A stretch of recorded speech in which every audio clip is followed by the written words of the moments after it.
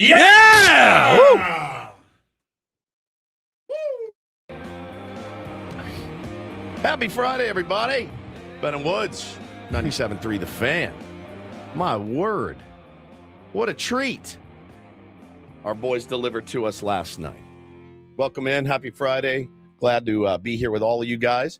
I'm Woodsy. Paul Reindl's our executive producer. Good morning, Paulie. Hey, how are you? Doing good. Benny Higgins, your friendly neighborhood sports anchor. And again, remind me. Artemis 2 West Coast anchor on our Scripps national broadcast tonight. Our Strippers national broadcast. Scripps national You broadcast. would actually also be a great anchor for the West Coast stripper. You would slay it. Whatever. You would slay that job. No one actually is more qualified or better, would be better at it. It would be incredible. I would like to see you. Like, would you ever want to be a DJ for a day? Like Ben Higgins, DJ for a day. You go into, some classic rock station or some easy listening station and you do a shift, like a 4-hour air shift where you click on, you talk up a record and you dump out and you read your liners. Would you ever, has that ever? Yeah, I can see myself doing that. I worry that, of course, the music part of it would not be up my alley. But if it was like Hall and Oates and stuff, I think all this bunch of stuff you knew. But the little segues in between song to the next song, you would kill it. I think that would be right up my alley. They used to do stuff like that. They used to do stuff on local radio like that, where they'd be like, you won this, you get to come up, you get to pick the music on a Saturday show and be the DJ. Like they used to do that stuff all the time. Nobody does that anymore. I think it's so good and so fun. When we were at our old station, didn't they have you? Yes. Do some shifts like Friday afternoons or what? I remember that you had to stay some days. What was our other station? Magic? It was Mighty 1090. 91? No. 105.7. 105.7. Max FM. That's right. So I would get off the Walrus when I started. I'd get off the air on Friday and you guys would leave. Yeah. And I would sit and I would wait for the program director to give me the logs. And every single Friday, he'd be like, I haven't gotten to the logs yet. And I'm like, the logs are the 12-page logs of here's this song at this time, right? And I'd be like, dude, I've got a small baby at home. He's very tiny. I'd like to get home and hang out with him on a Friday after, 20 hours of radio. I'd like to get this done. Yeah, I just haven't gotten to him yet. I'll probably be done about 1.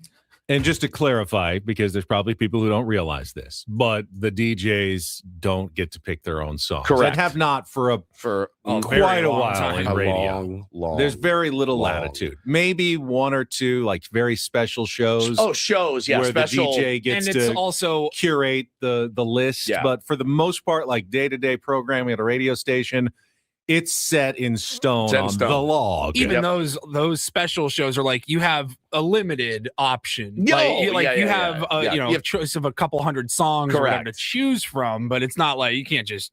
So dude would let me sit at that station and rot for 3 hours, 4 hours sometimes before I would get the log. Then I would have to go in the next room. I forgot about all this. And I would have to go 105.7, what was it? Max FM? Max FM. Yeah, 105.7 Max FM. It's your old pal Woodsy. Here's Prince with Purple Rain.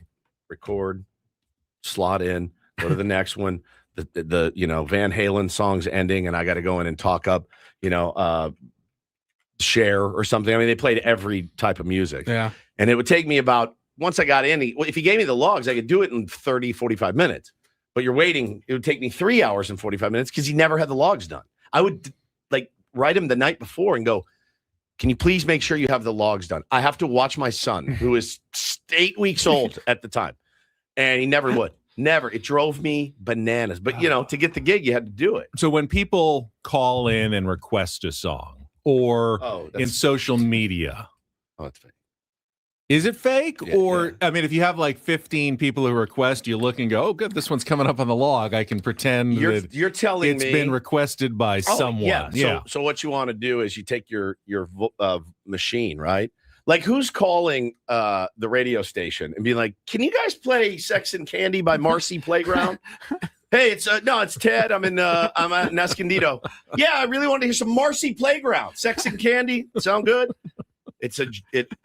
Because only my radio works. I don't have Spotify. I don't have a phone. I can't just listen. Who wants to hear that song anymore? Hey, play a little Offspring for me. What? Hanging around downtown by myself, and I had so much time. It's all fake. It's all just made up, dude. Hey, listen, it's the theater of the mind. It's the power of radio. I don't know what it is, but doesn't it make you feel better if you're driving and you hear, "Hey, shout out to Paul in Mission Valley, wanted to hear some blah blah blah." You're like, "Hell yeah, Paul!" Like, it's just we're like, "Ugh, that guy sucks." There's just something about it. Actually, request that. There's something about it. But anyway, I digress, Benny. So that would be a fun thing to do. I would love to do it again for a weekend show. What about a strip club? Do you think you would ever want to be the DJ and talk up the dancers? I think you would crush it too. Like a celebrity, like he doesn't know how to do all the mixing. And I certainly would be competent at it. I think you'd be really good. That I would feel a little creepy, talking to the lovely ladies on stage 3. Please welcome Minx. Whoa. That's amazing. I think you do a great job. I really do. They all talk like that. Except it sounds a couple times I've been there. Everybody give it up for Yeah, 100%. Make sure to tip your waitress. Well, let's give her a big Texas. Hell yeah. 100%. Why do they all talk like that? I don't know. I mean, I've only been to the one place, but they sound exactly the same. I do not know. I do not know why they do that. Man, what a I'll just wear it right out of the gate. Yeah. We knew. I'll wear it. You didn't text when the game was over. I figured that meant one thing. In my defense, I have to have sleep aids to sleep. You cannot wait until the game is over to take said sleep aids. You would have seen a zombie. So I took my sleep aids at about 9:00. And so I am usually safe. I mean, games don't last that long anymore. Nope. What time that game in? 11:42? No, it was like 10:45. Yeah. So I took this at 9, and I made it to the last thing I saw was Campy Tie It. Now I had it in my earphone, or in my AirPods, my phone on next to my bed as I drifted off into a very peaceful sleep. Very peaceful sleep. But I heard Campy Tight, and I was like, hell yeah. And then just... It didn't wake you up having Dawn or screaming in your ears screaming? No.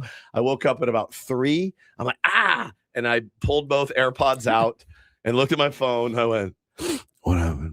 And Hannah goes, walk-off grand slam. I go, what? A walk-off grand slam? I missed it? She's like, yeah, you missed it. So did she. She didn't see anything. She was just up earlier to check on what she had missed. So I was like, oh no. But it was such a great way to wake up this morning to see that. Yeah, I mean, C20 Moreno says must have been an awesome game to be in person for those that stayed to the end. It would have been incredible to be in person. But yeah, I messed up my timing. The timing of it was messed up. I don't know. I don't know what I could have done any differently. I have to, you want to stay on your same routine and let the chips fall where they may, but I was out of commission. I mean, there was just no way. I was so tired. Hey, good news when you woke up. It's the best news. It was like Christmas, man, waking up to a walk-off grand slam from Xander Bogaerts after they walked 2 guys intentionally to get to him. I thought it was outstanding.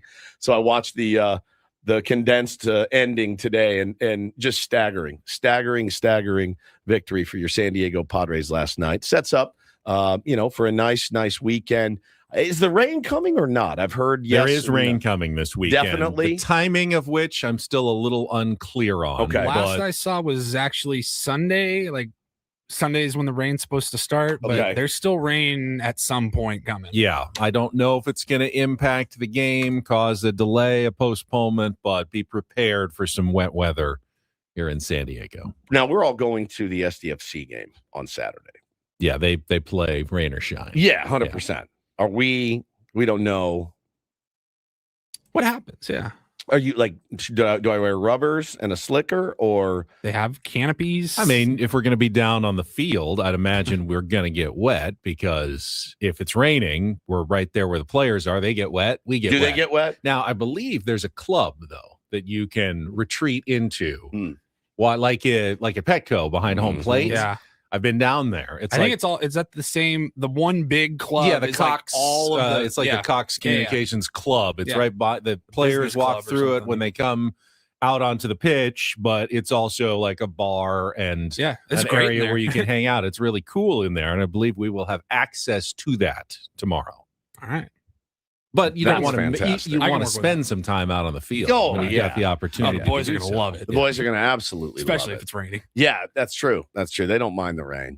Rubbers. Rubbers on your feet. Yeah, that's what they call them. Rubbers. Some people. I think it's an East Coast, West Coast thing. Is it galoshes? Galoshes is another word for it. Yep. Yeah. So I don't own any galoshes. I do have several slickers, though. Several zip up like rainproof hoodies. So I'll bring one of those just in case. But before the Saturdays is all good on the it does? iPhone weather as of right now. Beautiful. Sunday Beautiful. and Monday though. All right, rain. that's fine. That's fine. But we are also going to go down to before the game from like 4 to 6 to Mission Valley Brewing. And we're San Diego Brewing I'm sorry, Company. San Diego Brewing. I'm very tired. That's all right. San Diego Brewing Brewing. Company, Friars Road down in Mission Gorge. Yep. And we are going to be there from like 4 to 6. Yep. And come I'll by be there and 5 say to hello. 6, but yeah. Yeah, I'll be there 4 to 6. Paulie's going to join me. And then before we go to the game, we're going to hang out with our new friends, SDBC. Yep. Got the Beat LA Lager, and they got a Benwood's Pizza Yes. that they have invented just for us It that I am looks- dying to try. Finally. We'll It's read got the- meatballs. It's got pork belly. It's got Calabrian chili hot honey. It's got some basil.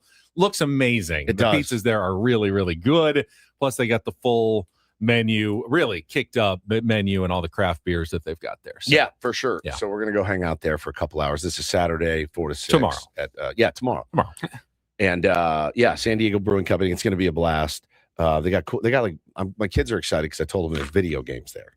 They're coming and they want to look at that thing. Oh my God, I would murder it right now. That pizza. Paulie just put it on the stream. What is it? Meatballs, pork belly, Calabrian hot chili. I think there's a little garlic and some basil. I can't wait. Yeah. I can't wait. So if anybody's going to the game, you need a place to pregame, just come down and hang out with Please. us. Yeah, be a blast. Yeah, we have baseball on television while we're there. Also, What time's the game? 5:40. 5:40. Yeah. Okay, perfect. And then SDFC game down on the pitch. It's going to be an incredible, amazing night. Looking forward to it. We'll be down there. So if you see us, make sure to say hello. We'd like to give hugs, French kisses, whatever you need. especially Ben. Especially Ben. Thanks. I did get to go down to the clubhouse briefly before the game. Open clubhouse yesterday with the San Diego Padres. Got some sound from Manny. Yeah. Got some sound from Jason Adam, who was back, was not activated yesterday because he had pitched 2 innings in the minor leagues on Wednesday. But seems like there's a very good chance that he'll be activated tonight or tomorrow at the latest and join the Padres bullpen. Need him. And also had a chance to talk to our friend Jake Cronenworth. I was actually just standing with our friend Sam Levitt in the Padres clubhouse waiting around. Jake walked by, dapped me up as he walked back toward the training area, the off-limits area. But then he turned around and over his shoulder, he kind of looked at me and he goes, "Oh, how'd it go?" And I paused for a second and I was thinking, how did what go? I was trying to think, what did you do? Like he's talking. He's talking to somebody over my shoulder. Bryce Johnson looking standing right at me. behind. How did it go?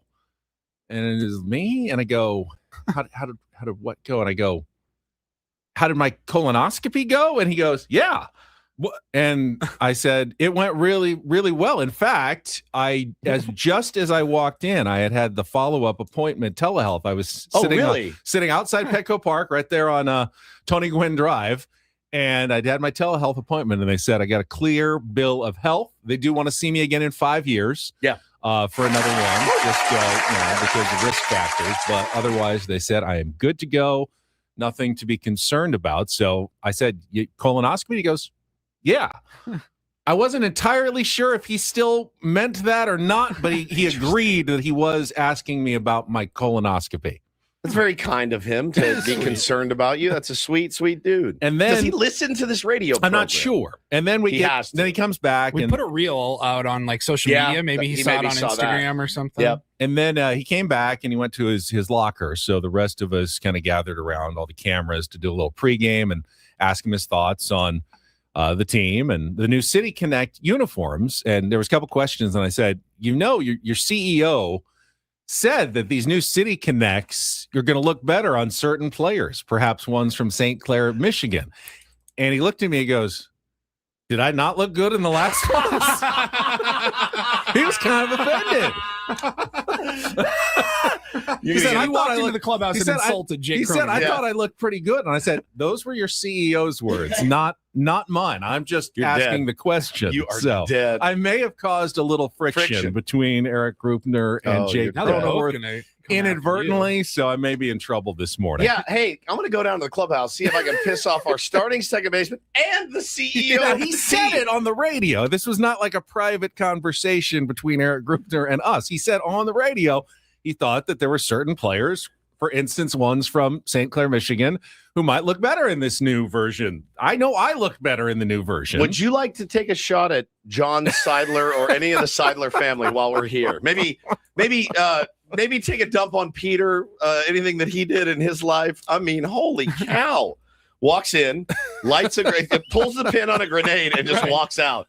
All right, guys, that's it for me. I also asked Manny. Walks in, unzips his pants. I also said to Manny Machado, your manager clarified you are in fact a spring chicken, but tell me about taking the day off early in the season and what you saw. And he kind of laughed at that one too. He just had all the jokes, didn't Man, you? he was firing. He was firing yesterday on all cylinders. They're gonna hate to see me coming. They're probably glad that I'm not there every day. I'm usually there once a series or a couple times a homestand. That's all I can manage to get down there for the pregame open locker room. But I caused some trouble while I was down there. Yeah, it's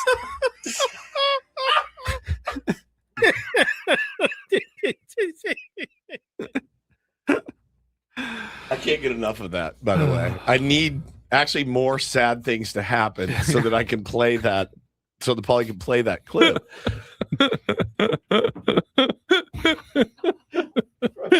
Sound like Dana Carvey in Garth. You sound like Wayne's World. Menace the Menace is what you are. That's what you are. Down there just starting S with all the fellas. Well, let's get cranked up, man. Insult the manager before we have him on in a couple of hours? Yeah. That's right.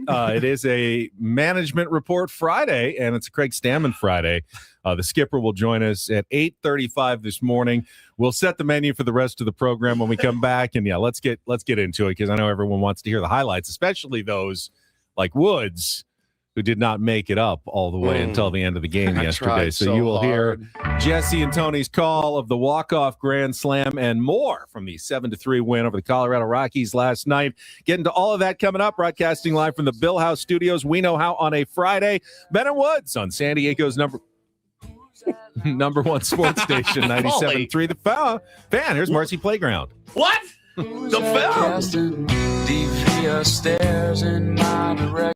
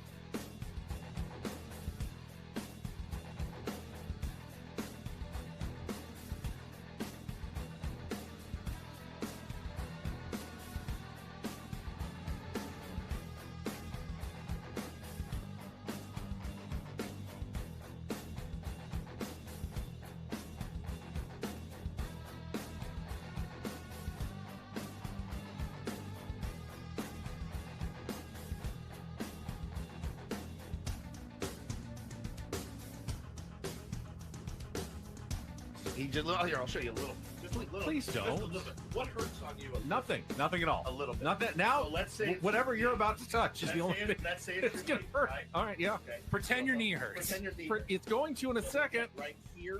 Oh, that is not pleasant. Hey, player, this is all yours. This room with this view. This speakeasy with this cocktail. Hey, could you make that too? The spa with this. Ah. And this pool on this roof. This is all for you. The all-new Hamul Casino Resort, now open.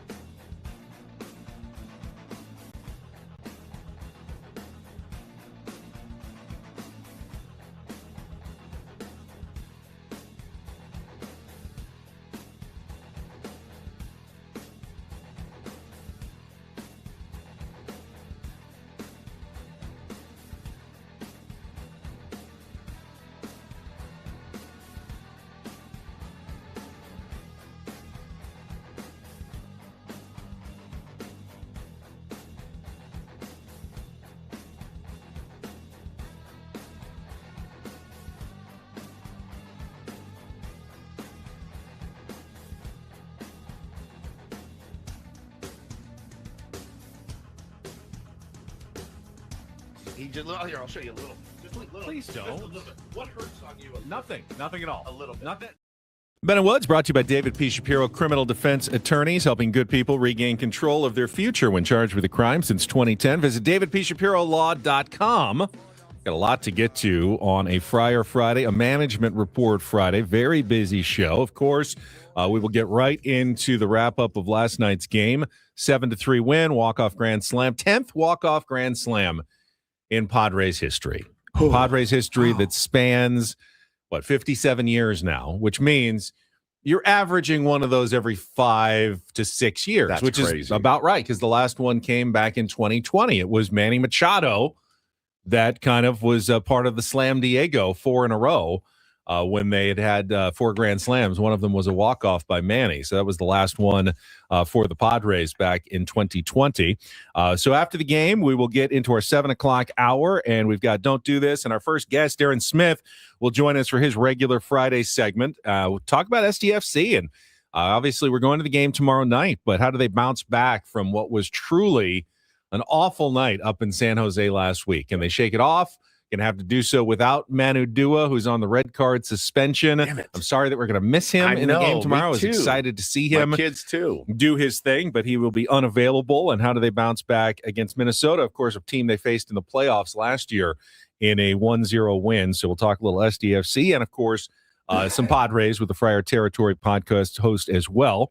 And then in our 8 o'clock hour, take on Woods at 8:20. And at 8:35, our management report. The skipper, Craig Stammen, will be with us, and we can all celebrate last night's win together. Yeah. If they had lost, we could have all raked them over the coals. But since they won, we get to celebrate the win. And because we didn't get to do it yesterday as we were unveiling the new City Connect uniforms, Eno Sarris will join us for his Smart Baseball segment at 9 o'clock today. So very busy show. And we can also look ahead to tonight's game 2 of the series against the Colorado Rockies. First City Connect actual wearing of the uniforms by the team this season. Darren Smith, Craig Stammen, and Eno Sarris is what you call an elite Friday. Elite. I walked out into the kitchen this morning. My wife had it up on the TV, the Ben & Woods YouTube thing. And I went, oh, yeah, that's a great show. That's a great show. Speaking of elite, if you had that on, we've got the still that Paulie makes that, tells you what's coming up on the show today in the new City Connect Dia de los Muertos theme.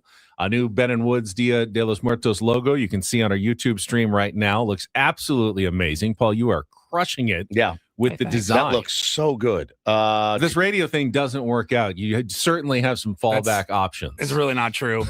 I'm not good at that kind of stuff. It was really hard for me to even come up with that. The thumbnail's brilliant. I'd like that on a shirt. The little circle logo. Oh, yeah. Yeah, that's pretty amazing, actually. So, thank you for doing that, Paulie. Hard work last night, because obviously they didn't get debuted until yesterday. We didn't get any advance word on exactly what it was going to look like and everything. So Paulie had to do all that yesterday. It was fine working on the iPad, just watching the game, kind of Canva. Little Canva. Yep. A couple other apps as well. It's so funny. It would be a funny bit if Ben and I logged into Canva to try to come up with our own. Hey, I need you to make a YouTube thumbnail for tomorrow. What I also would it look need, like? or for Monday's show, I also need some overlays. Yes. Make sure we can get that done for you for the YouTube stream. It would probably look like Uncle Teddy's podcast sounded. The first I can't even. So have had to sign a bunch of documents because of my pipe bursting online. I can't even write my signature in the box online, with my finger. Oh, no. It never looks right. Works. I can't make it look right when you're trying to sign something online. What's up with your pipe? It's still drying. They have the big fans in? Someone came and tested for asbestos yesterday in the walls because they can't do any work until they confirm that we're not going to contaminate the workers with asbestos. Do you live in a 1986 elementary school? I do not, but apparently that's a legal requirement to make sure that there's no asbestos. And I believe the insurance adjuster is coming by later today. So I'm sure it'll be a nice, seamless, smooth process. I'm sure. Affordable. Nightmare. It should be affordable. Although I did find out, I didn't know this, because I was she was calling yesterday and she was asking these questions. She says, "Well, how much do you usually spend on groceries in a week?" Right. And how often do you eat out, and what do you usually spend? And I'm going, why is this relevant to the damage to my kitchen? And do you like it on top or on the bottom? And she said, well, when your kitchen is damaged and you can't cook at home, we actually cover the additional expense of going out to eat as part of the insurance. And I go, I did not know that. I drop about $7,000 a month on food. So that'd be great if you could slide that over. Ben's at the dumpling bar every day, just sucking down dumplings. She was smart not to tell me why she was asking the questions before I answered them. Like I had no idea, but that's why. So apparently that's part of the part of my homeowner's insurance. Excellent. So, so she said keep all receipts. So I kept the receipt from my board and brew sandwich last night. Because you did, yeah. So. So good. You're like, do you know who you're talking to? Do you know who you're talking to? I'm about to bankrupt your insurance company. That's genius. All right. Postal Blue says Ben mispronouncing asbestos is kind of funny. How am I supposed to say it? Isn't it asbestos? I always heard it with a P instead of a B. Asbestos. It's asbestos. It's but I know it has. How do you say it? Asbestos. No, you say asbestos. Asbestos. Asbestos. Asbestos. Asbestos. Asbestos. Asbestos. Oh, pull it up, Paulie. Asbestos. Asbestos. Asbestos. Oh, asbestos. Asbestos. Asbestos. Asbestos. Asbestos. Asbestos. Asbestos. Asbestos. All right. Has anyone ever said asbestos as much as on a we have radio just said it show already in America? Never ever. Let's get to the highlights then. We'll check traffic and then we'll come back with our Padres Wrap-Up. You'll hear all the calls of the walk-off grand slam by Xander Bogaerts coming up next here on 97.3 The Fan. From the 855 Get Ross Traffic Center, protecting San Diego after accidents or injury. Look out for the on-ramp closed at Balboa Avenue for 805 South, exit 21. Traffic is brought to you by Rivermark Medical. Rivermark Medical is conducting a rapid study for Flostant and a minimally invasive device designed to relieve symptoms from BPH. Men 45 or older suffering from frequent, painful, or difficulty urinating may qualify. Learn more at rivermarkmedical.com. That's rivermarkmedical.com. I'm Andre with Ben and Woods on San Diego's #1 sports station, 97.3 The Fan. I love winning, man. I love winning. You hear what I'm saying? It's like better than losing. Are you ready? How did things play out in yesterday's game? I liked last night's game. It's time for the Padres Wrap-Up with Ben and Woods. You guys are the voice of San Diego. Brought to you by Hamul Casino Resort. Hey, player, the rooftop pool's open. Day passes are available, and the spa is calling your name. Hamul Casino Resort, the player's place. Very slow start. Sends this one in the air, high and deep to left center field. Jackson Merrill all the way back. This one gonna go. First of the year for Brenton Doyle, who had been 5 for 36 at the dish. And the Rockies take a 1-0 lead on a one-out solo homer by the number 9 hitter. Fernando swings, lines it sharply to left field, and caught by McCarthy. Easy tag and score for Fermin. A laser to left, and a sac fly to tie this thing up 1-1. And the pitch is grounded, but through the right side and a base hit. Castro will come in to score. Fernando gets to it quickly, sends it in, an RBI single for Tyler Freeman. And the Rockies are ahead 2-1. The first run in 7 innings. 1-2 now. Vodnik ready to pitch. Manny swings, hits it in the air to center field. Doyle coming on, measuring it up. He'll make the catch. Cronenworth tagging. Here's the throw to the plate. Not going to be in time. Cronenworth slides in to tie it, and we're 2-2 in the 10th. Here's the 3-2. Sullivan rips it over Sheets, and a fair ball up the right field line. Tatis gets to it. Vaqueros going to come in and score. Throw goes to second. It's off target. An RBI double for Brett Sullivan. And the Rockies go back ahead 3-2. Now ready. First pitch on the way. And that's lined over Karros into left field, a base hit. Bogaerts will come in to tie the game. Sheets is on his way to third base. The throw is not in time. And into second goes Campusano. We are 3-3 in the 11th. The 1-0 pitch. Bogaerts swings, hits it in the air, deep to left field. That'll get it done. All the way over the wall, a grand slam to win it. He didn't need it all, but he got it all. And Xander Bogaerts over the fence, his second home run of the season, a walk-off grand slam. And the Padres do it the fun way in the bottom of the 12th inning. 7-3 the final score. 1-0 pitch. Bogart swings, hits it in the air, deep to left field. That'll get it done. All the way over the wall. A grand slam to win it. He didn't need it all, but he got it all. And Xander Bogaerts over the fence, his second home run of the season, a walk-off grand slam. And the Padres do it the fun way in the bottom of the 12th inning. 7-3 the final score. You know, it's tough being the home team in extra innings because the other team's always ahead of you, you know, if they're scoring the runs. And then finally, we had that inning. Demo stopped and we got the big out the plate and felt like we had momentum going into the next inning to score a run and put the game away finally. I don't know if Paulie meant to play it twice in a row, but I had no problem with it. I don't play it twice, dude. Paulie does play it twice. I didn't mean the walk-off call, really great walk-off call by Jesse Agler. I just texted him how good that was. Yeah, didn't need it all, but he got it all. I think it was like 108 on the exit velocity, something like that. A really well-struck ball by Xander Bogaerts there, but there was so much. He didn't need it all, but he got it all. Leading up to that moment in what was not always the most scintillating and well-played game that you'll ever see, but it was close. It was always close from the beginning to the end when the Rockies started by going with the opener just for the first inning, Jimmy Herget in the first inning, and then they went with Chase Dollander as their bulk reliever. I like that guy, man. He throws hard. I like that guy was a lot. dialing it up three digits. He made his debut against the Pods, I believe, last year. He's got a very, very live arm. He blew one by man. He had 99. Just here it is, man. See if you can hit this thing and just zip. He's got a lot of talent. So he's a fun kid to watch. Meanwhile, third, really good start for Randy Vasquez. He did not get the quality start because he didn't quite finish the sixth inning, but otherwise 5 2/3, 7 hits, good move, 1 earned run, 8 strikeouts. Good move pulling him there. Yeah, I think so. I think so. I mean, if you had known it was going to go 12, you might have thought, ooh, right. You have a lot of bullpen, but you didn't know that at the time. Just the one home run by Brenton Doyle.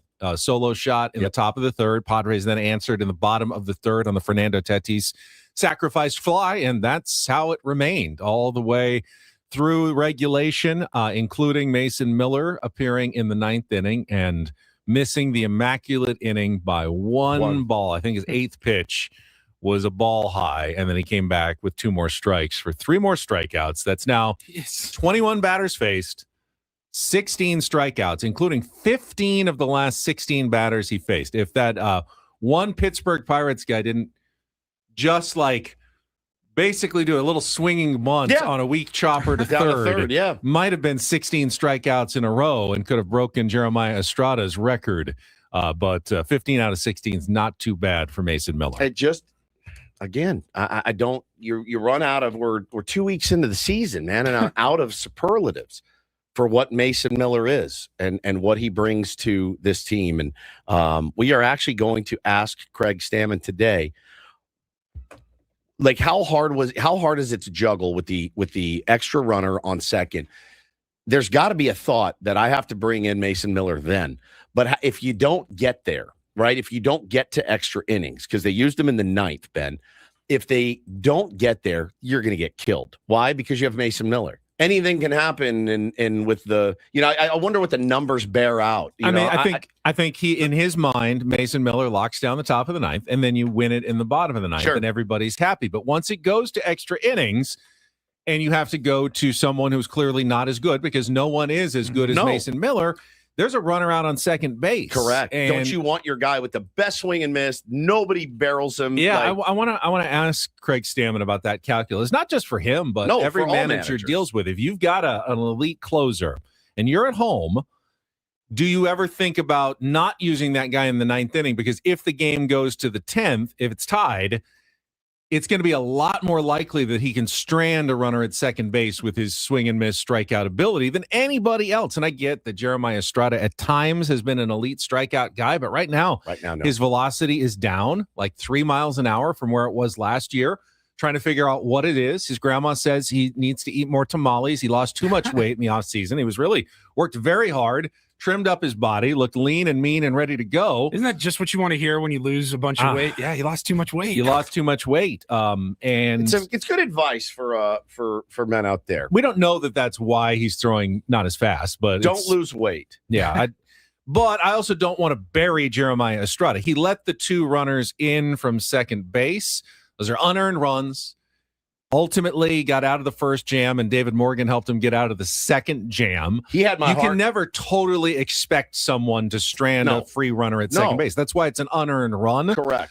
They're not Mason Miller, but he didn't really give him a chance in either inning. It was, single, double in both innings, and the runner came right in, and they had to work really hard to keep the Rockies from scoring a couple of runs that might have ended it, obviously. Yeah, as Cole says in the chat, he was sitting like 94. Yeah, slower too, and that's something they need to look at. It's nice to have Jason Adam kind of waiting in the wings in case something does happen with Jeremiah. But yeah, man, you get velo drop like that. It needs to be investigated, needs to be looked at, and hopefully it's something, Ben, as simple as I just got to probably put a little bit more weight on.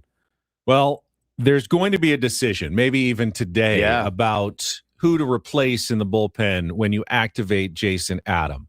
And again, that could easily come today. He was back in the clubhouse yesterday, said, I know I'm not getting activated today because I pitched 2 innings last night, but very well could be today.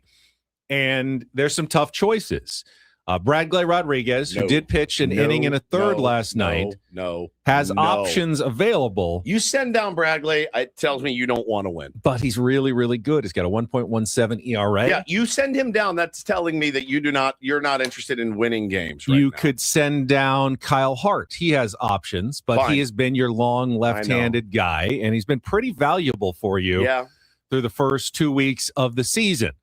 You can designate Ron Marinaccio for assignment. He doesn't have any options, but I would almost guarantee that another team in need of bullpen help is going to swoop in and grab him immediately if you did that. Skip Schumacher will be on the phone with Chris Young faster. That make your head spin. Ron Marinaccio would be a Tejas Ranger today if they did that. Our pal David J., thank you for this information. I was going to text you. Jeremiah Estrada does have options. I did look that up last night, and that is maybe it would be a tough pill to swallow. But given that he threw 24 pitches last night, given that his velocity is down, makes sense maybe to send him down, give him a few days off, then let him throw back up and eat tamales. Eat some tamales for 5 days, and maybe see if he can build his velocity back up over a 2-week stint at AAA El Paso. It would suck for Jeremiah Estrada, given how important he's been to the back end of the bullpen the last couple of years. But honestly, I don't think there's any other logical choice in the matter other than sending Jeremiah Estrada down. That to me, anything else doesn't really make any sense to me at this point other than sending Jeremiah Estrada down and activating Jason Adam. Yeah, I couldn't agree more. And yeah, it's a tough pill to swallow, but you can it happens to everyone, it really does. So it's like, it's part of what the team needs to win. You cannot send Bradley Rodriguez down just because he has options. You just can't. He is a weapon against righties. I do and think lefties. there's an argument because Bradley is so young. That you're going to at some point need to protect his arm and give him a couple of weeks where you're not using him that much, and maybe that can happen in the minor leagues. It doesn't have to happen now. How about the All-Star break? Yeah, it can happen around the All-Star break. It can happen in June or August, whatever. To get another fresh arm. Sometimes you might need a spot starter. Yeah, whatever. I do think that is a possibility at some point, even potentially a possibility now if they really don't want to send Estrada down, but I think right now the call should be fairly clear for AJ Preller what he's going to do. I mean, this is pretty standard in baseball, right? Hey, our pitcher that throws 99 now throws 94. We're going to put him on the IL. There's something wrong. It's a shoulder impingement. It's easy for me to say. He's, something's in his hip. It happens all the time. Give him a 10-day breather and let the chips fall where they may. It always evens out. But it's, someone in the chat, great point here. Anybody expecting Walker Buehler to give you 6 tonight? Because I'm not. So Kyle Hart becomes very valuable tonight. Ron Marinaccio becomes very valuable tonight. Guys that can go multiple innings. Starchild says, what about Wandy? We can ask David J as well. I believe Wandy does have options. Chance. I don't know. Has he been 5 years? Maybe he doesn't. I was looking at the trade room. MLB Trade Rumors puts out the options list, and I saw his name on it, but he may have too much service time at this point to option him down. Plus, you're paying him what, $5 million a year or something. Yeah. He could still turn it around and have too much service time. So you're not DFAing Wandy either. No. Right?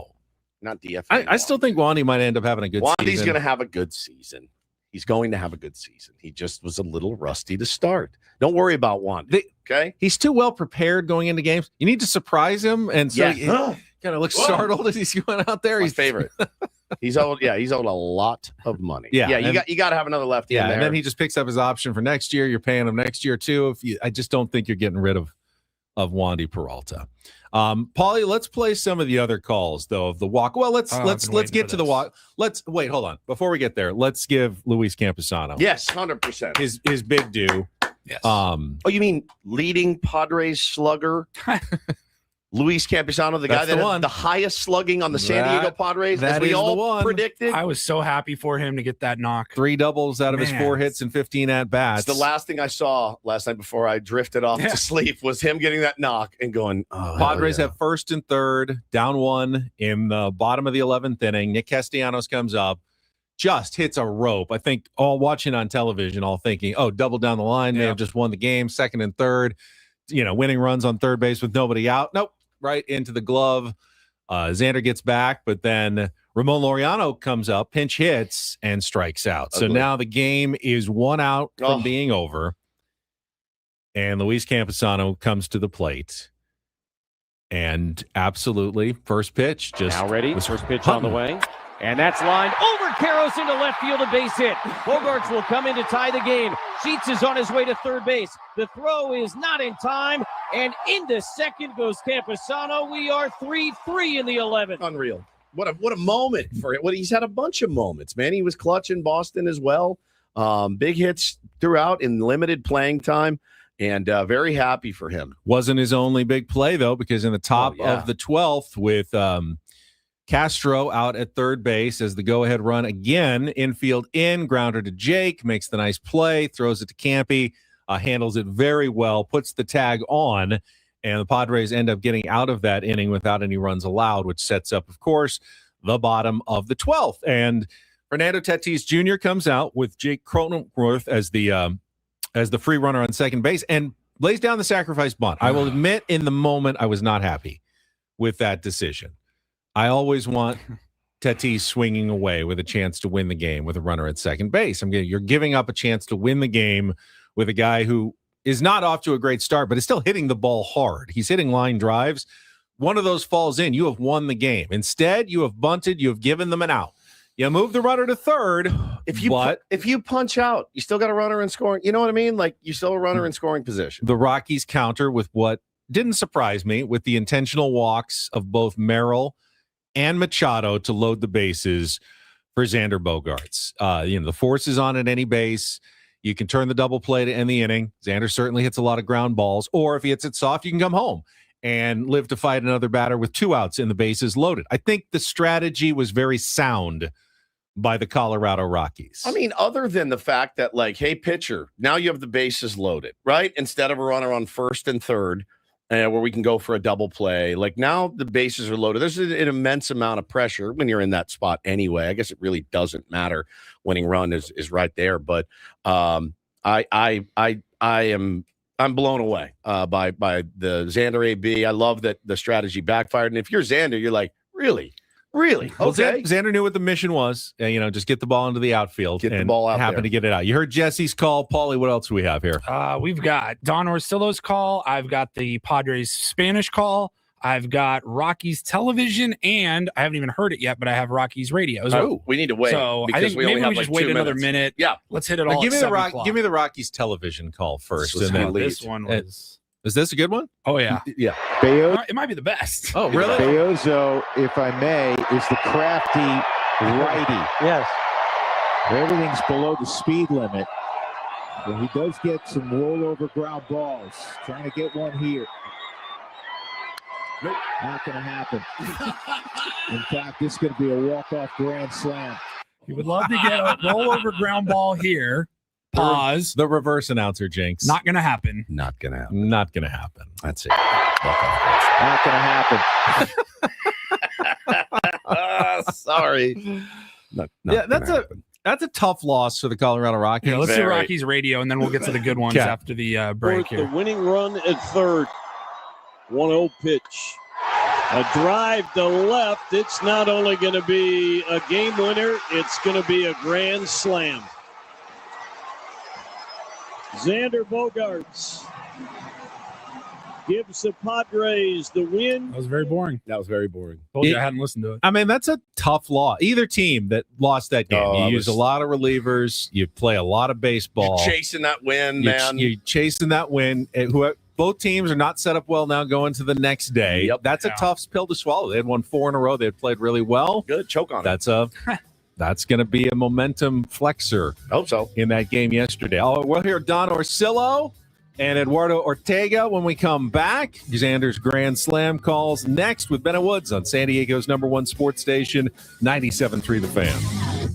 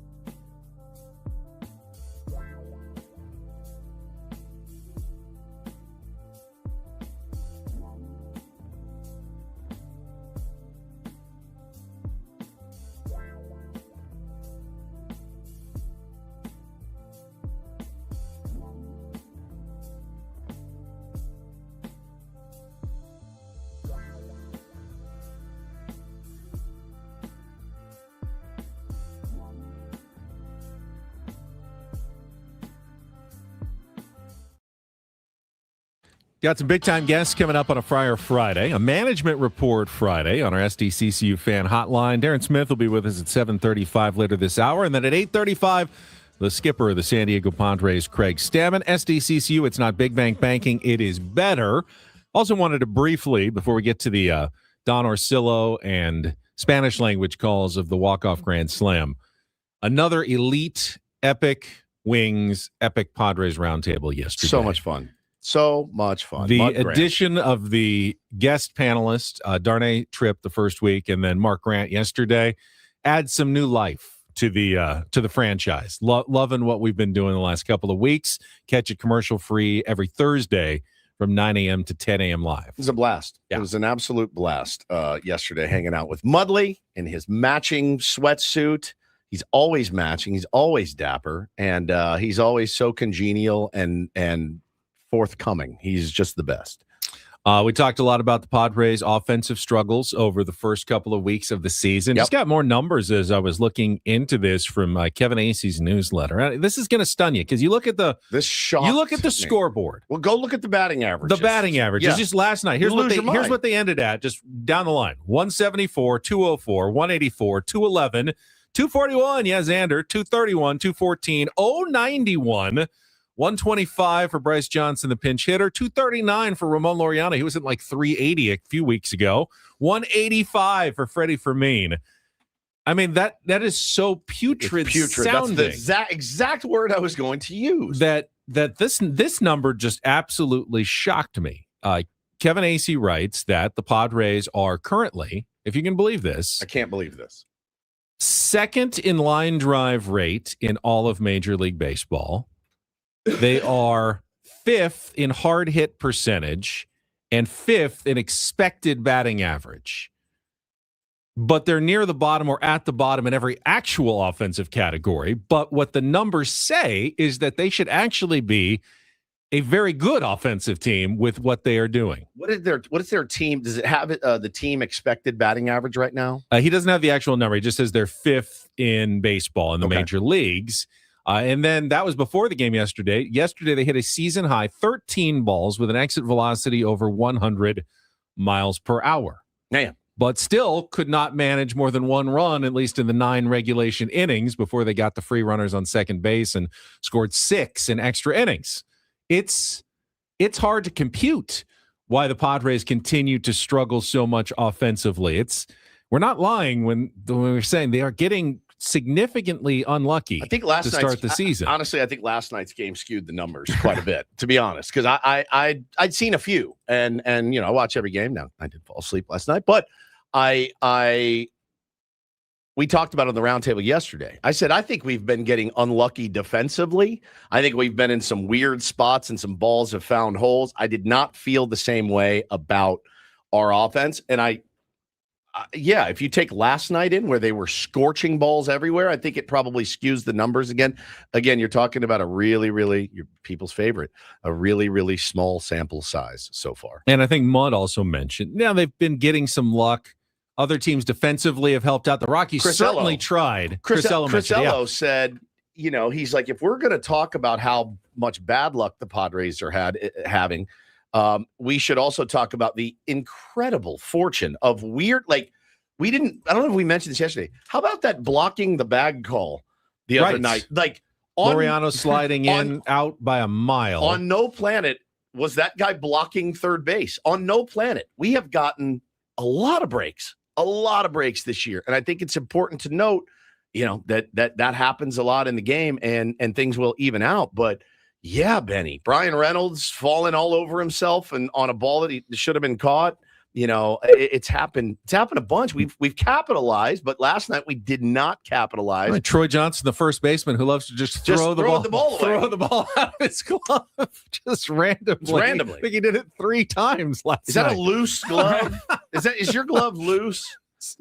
I never seen anything like that. Even my son, we were watching the game. He goes, "Why does he keep doing that? You don't have to actually physically throw it up and show the umpire. Just hold on to it. It's right in your glove, and you're just tossing it out of your glove." He went to Eric Hosmer's baseball camp, first base baseball camp, because it was Hosmer-esque down there yesterday. I was like, what is going on with this guy? But no, I think I wonder what those numbers, what those rankings would have been after last night's. Because again, they were scorched. I mean, the single Manny hit was like, God bless, just barrels. Everyone was mad because Tatis had gotten picked off second base right before the single, and so that would have been the go-ahead run. I don't think he would have scored. I don't think even he would have made Tatis, I think, would have had to held up because that ball could have carried to the left fielder and a hesitation, and it hit so hard. I think Tatis would have been halfway between second and third when the ball got to the outfielder. He would have gotten scampered to third. I don't think he would have scored there, but there would have been one out in the first and third. Obviously, you don't want to get picked off. Make no mistake. You cannot get picked off there. Yes. Especially after your matrix, beautiful, brilliant, tagging up hustle. on a fly ball to center field. I mean, he did it. He's capable of doing it. I loved that, and he made it. And it took a perfect executed pickoff play to get him by eyelash, worth a challenge. I didn't think it was going to be overturned, but it wasn't even confirmed. It was just stands. Yeah. It was that close that he almost got back. But I think you can even say, hey, you can't do that. Can't happen. But like, I don't know. I didn't totally feel that way. I felt more like, man, the guy's trying to make something happen here. I felt I was so impressed with him tagging up and getting a second. It's kind of like the bunt. It's kind of like the bunt. I hate bunting. I hate bunting with Fernando Tatis Jr. I know that he did it on his own, but there is also a part of me that thinks, you know what, man? The dude is out there trying to win a baseball game. Yeah. That's what he's trying to do. I feel he's better served swinging away. I do. But I'm not going to blame a guy for busting his ass and giving himself up. Somebody texted me, probably trying to just be a body language expert. They're like, he got picked off. And then he walked, the camera showed the dugout and he walked right down the stairs and then down into the locker. Like, Fernando just walking away. And I go, what's he supposed to do? I go, look, man, I've never played a baseball game with 40,000 people and cameras on me, but I think if I'm in that situation, I'm so mad at myself for just costing my team that I'm getting out of camera sight and I'm probably breaking something. No question. You know what I mean? Kicking a bucket, whatever. Keep in mind that Fernando's somewhat insane aggression on the base paths puts an inordinate amount of pressure on the opposing defense, pitcher, whatever. 100%. He makes them stress out when he's out there. No doubt. Don't tell him to stop doing that just because he got picked off by an inch one time. What he does benefits far outweighs the benefits, far outweigh the occasional negative, which is shockingly rare when something like that happens. His timing is impeccable. And like I said, took a perfectly executed pickoff to get him by an eyelash. If he's aggressive out there because it makes things happen. Yeah, I mean, base how many times have we seen a ball sail into center field? With him toying with the pitcher. Zezer says, "I love me some Padres, but I do love a good pickoff at second." And I'm with you. I thought it was a brilliantly executed play. I got picked off like 4 times at fantasy camp, like in the same game. And I want to crawl in a hole and die. You get called out by some everyone. Some Padres Hall of Famers and legends for doing that. Archie, Gomez are like, what are you doing? I'm trying to make something happen out here. Leave me alone. Our game had ended before you, like way before you. I had changed. I was in the cafeteria and I'm sitting there and Archie comes in and he sits down next to me and he goes, "Have you heard about your boy?" And I go, "No, we were on field 6. You're on field 2 or whatever." I'm like, "No, what happened?" He goes, "He got picked off. Then he got picked off again. Then he got picked off again." And I'm like, "No." And he goes, "And he got effing picked off a 4th time." Oh, yeah. I was, Archie, how? Yeah. Isn't it like after the second one, you don't even take a lead anymore? You just stand on the base like you're a little leaguer until they hit it? Imagine going 4 for 4, hitting missiles all over the field and picked off every time. Trying to make something happen, dude. Trying to help my team win a ball game. You don't try to slow down and tame a wild Mustang. All right, you just let the wild Mustang If the wild Mustang is Fernando Tatis Jr., I agree. If the wild Mustang is Stephen Woods, we might need to put a harness and some reins on you. So good. All right, let's get to the other calls. Don Orsillo and Eduardo Ortega of the walk-off grand slam by Xander Bogaerts. Listen to Donnie unload the clip, dude, of every single bullet he's got.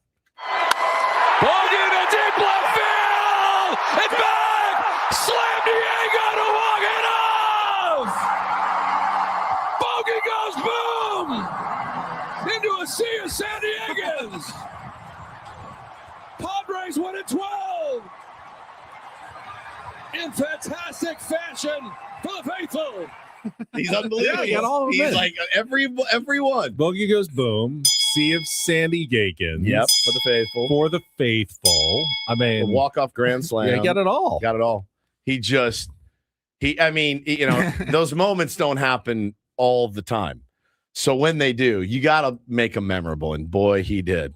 Yeah, what if he had worked in by way of the K somehow? That would have been incredible, Carlos. Man, that was great. Maybe on the next walk-off, Mud needs to interject in between. Say it, Donnie. Say it, Donnie. For the faithful. Bogey goes Say boom. it, Donnie. Say it, Donnie. Bogey goes boom. I loved it, dude. Say it. Into a sea of Sandy. I love it. That's actually a really good bit.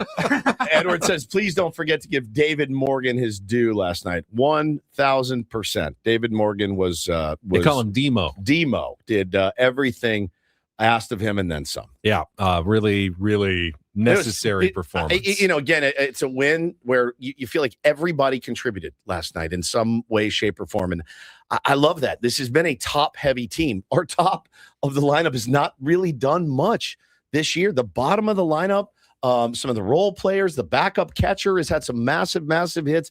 That, to me, makes me encouraged, right? Very, very encouraged. Because if the bottom, you know those guys at the top are going to get it going. You know they are. They're going to get their hits. They're going to get their home runs. They're going to drive in their runs.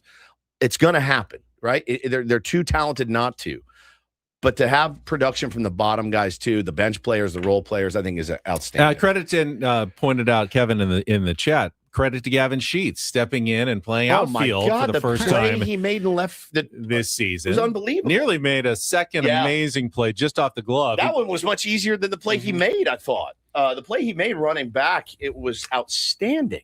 Did you see the Padres tweet about it? It says, Jackson Merrill, why don't you put that on a shirt? Oh, did they really? Yes, they did. Oh, yeah. That's fantastic. Pretty nice for Gavin Sheets out there. He tried to get Xander in the post game with the Gatorade bath. Xander dodged it. And then about 30 seconds later, Merrill came back out with another one, found another Gatorade jug, and you heard Xander go, "Oh, S!" And he jumps out of the way. Him a little bit, but don't you want after a walk-off grand slam? I would be flat on my back. Like, oh yeah, give it to me. Pour it on me. Give it to me. Come Thank on. Like, how many times has that happened in your career? You're just glad it didn't happen in Boston or Pittsburgh where it was 32 degrees. That would not have been fun. I guess you can't have a walk-off when you're on the road. But, all right, let's get to the final just dump call. a pot of coffee on him. hot coffee, hot Lipton soup. Let's go to the Spanish language call of walk-off grand slam by Xander. Bogarts ha bateado hoy un sencillo lanzamiento del Cachanilla. ¡Palo! El final del juego. ¿Y de qué manera? ¡Se va! ¡Se va! ¡Sí, sí, sí! ¡Es un gran slam! Wow. ¡Bogey, bogey! ¡Ra, ra, ra! ¡Se acabó el juego! ¡Swing de 4 grandes carreras! En el cierre de la entrada 12. ¡Salami time! ¡Bogey, bogey! ¡Ra, ra, ra! ¡Que viva Aruba! Ganan los Padres 7 carreras a 3. En la entrada 12 dejan en el terreno a Colorado. Loved it. Unbelievable. Did I hear a salami time? Yeah, in there? salami time. Yeah. Bogey, bogey, ra, ra, ra, que 12, salami time, Say that. bogey, bogey, ra, ra, ra, que viva Aruba, Hey, hon, I'm coming home. Salami time. salami time. Save that. Thank you. Oh, absolutely. Salami time. Yeah, that's in the attorney next year for sure. I could go for some Jersey Mike's. Do I want like a turkey sandwich or do I want maybe roast beef? Salami time. Salami time. This should be on their commercials. So good. That's So incredible. good. Wow. Thank you to Eduardo Ortega for adding that to our Salami repertoire. time. Hey, Bogey, bogey, ra, ra, ra. Hey, the kids got the kids down. What do you think about a little Salami time. No? All right. And we can play the other drop. Not gonna happen. We've two huge drops today. You could also weave in some Masters coverage. Bogey. No, never mind. Let's take a time out. Got Don't Do This coming up next. You were doing so good. You were doing so well. Someone Remember when I told you don't try to be funny? just be yourself. Just be yourself. Yes. Stack natural.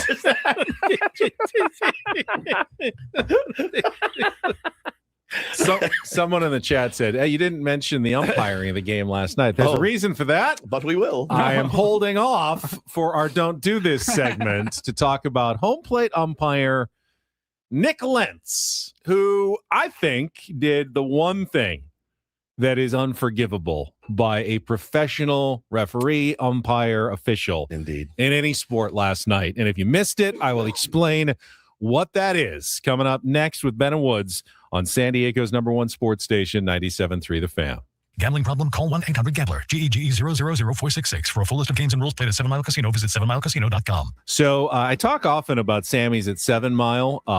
They've got great food, the pizzas, the pastas, and the chopped salads, including that Italian one where, you know, what's in that? What do they put in that? Italian salad. They chop it up. It's delicious. It is salami time. It is. Or maybe as a topping on one of their great pizzas. It is definitely salami time. Rah, rah, rah. When you head to 7 Mile Casino and enjoy a meal at Sammy's 7 Mile. That's exactly right, my friend. You can go sit down too and play some California-style blackjack, some Texas Hold'em, some Pai Gow, some Baccarat. They're spreading all the card games that you love and that you want to play in a smoke-free environment. And the best part, you watch a walk-off Grand Slam, you get in your car, you drive 7 minutes, and you're enjoying all of this. 7. It's ridiculous. 7 minutes away from Petco Park. I've got the weekend brunch as well tomorrow, Sunday, 9 a.m. to 3 p.m. Voted best in the South County. You can check it out. Make your plans to head down the 5 freeway to 7 Mile Casino, just 7 minutes from downtown.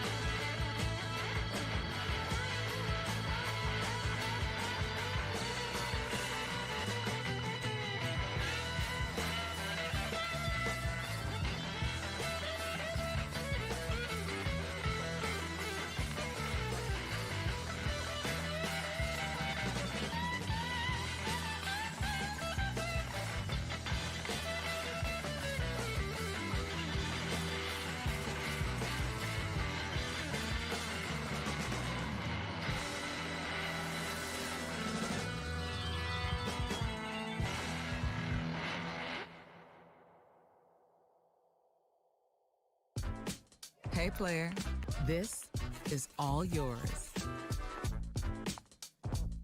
This room with this view. This speakeasy with this cocktail. Hey, could you make that too? The spa with this. Ah. And this pool on this roof. This is all for you. The all-new Hamul Casino Resort. Now open.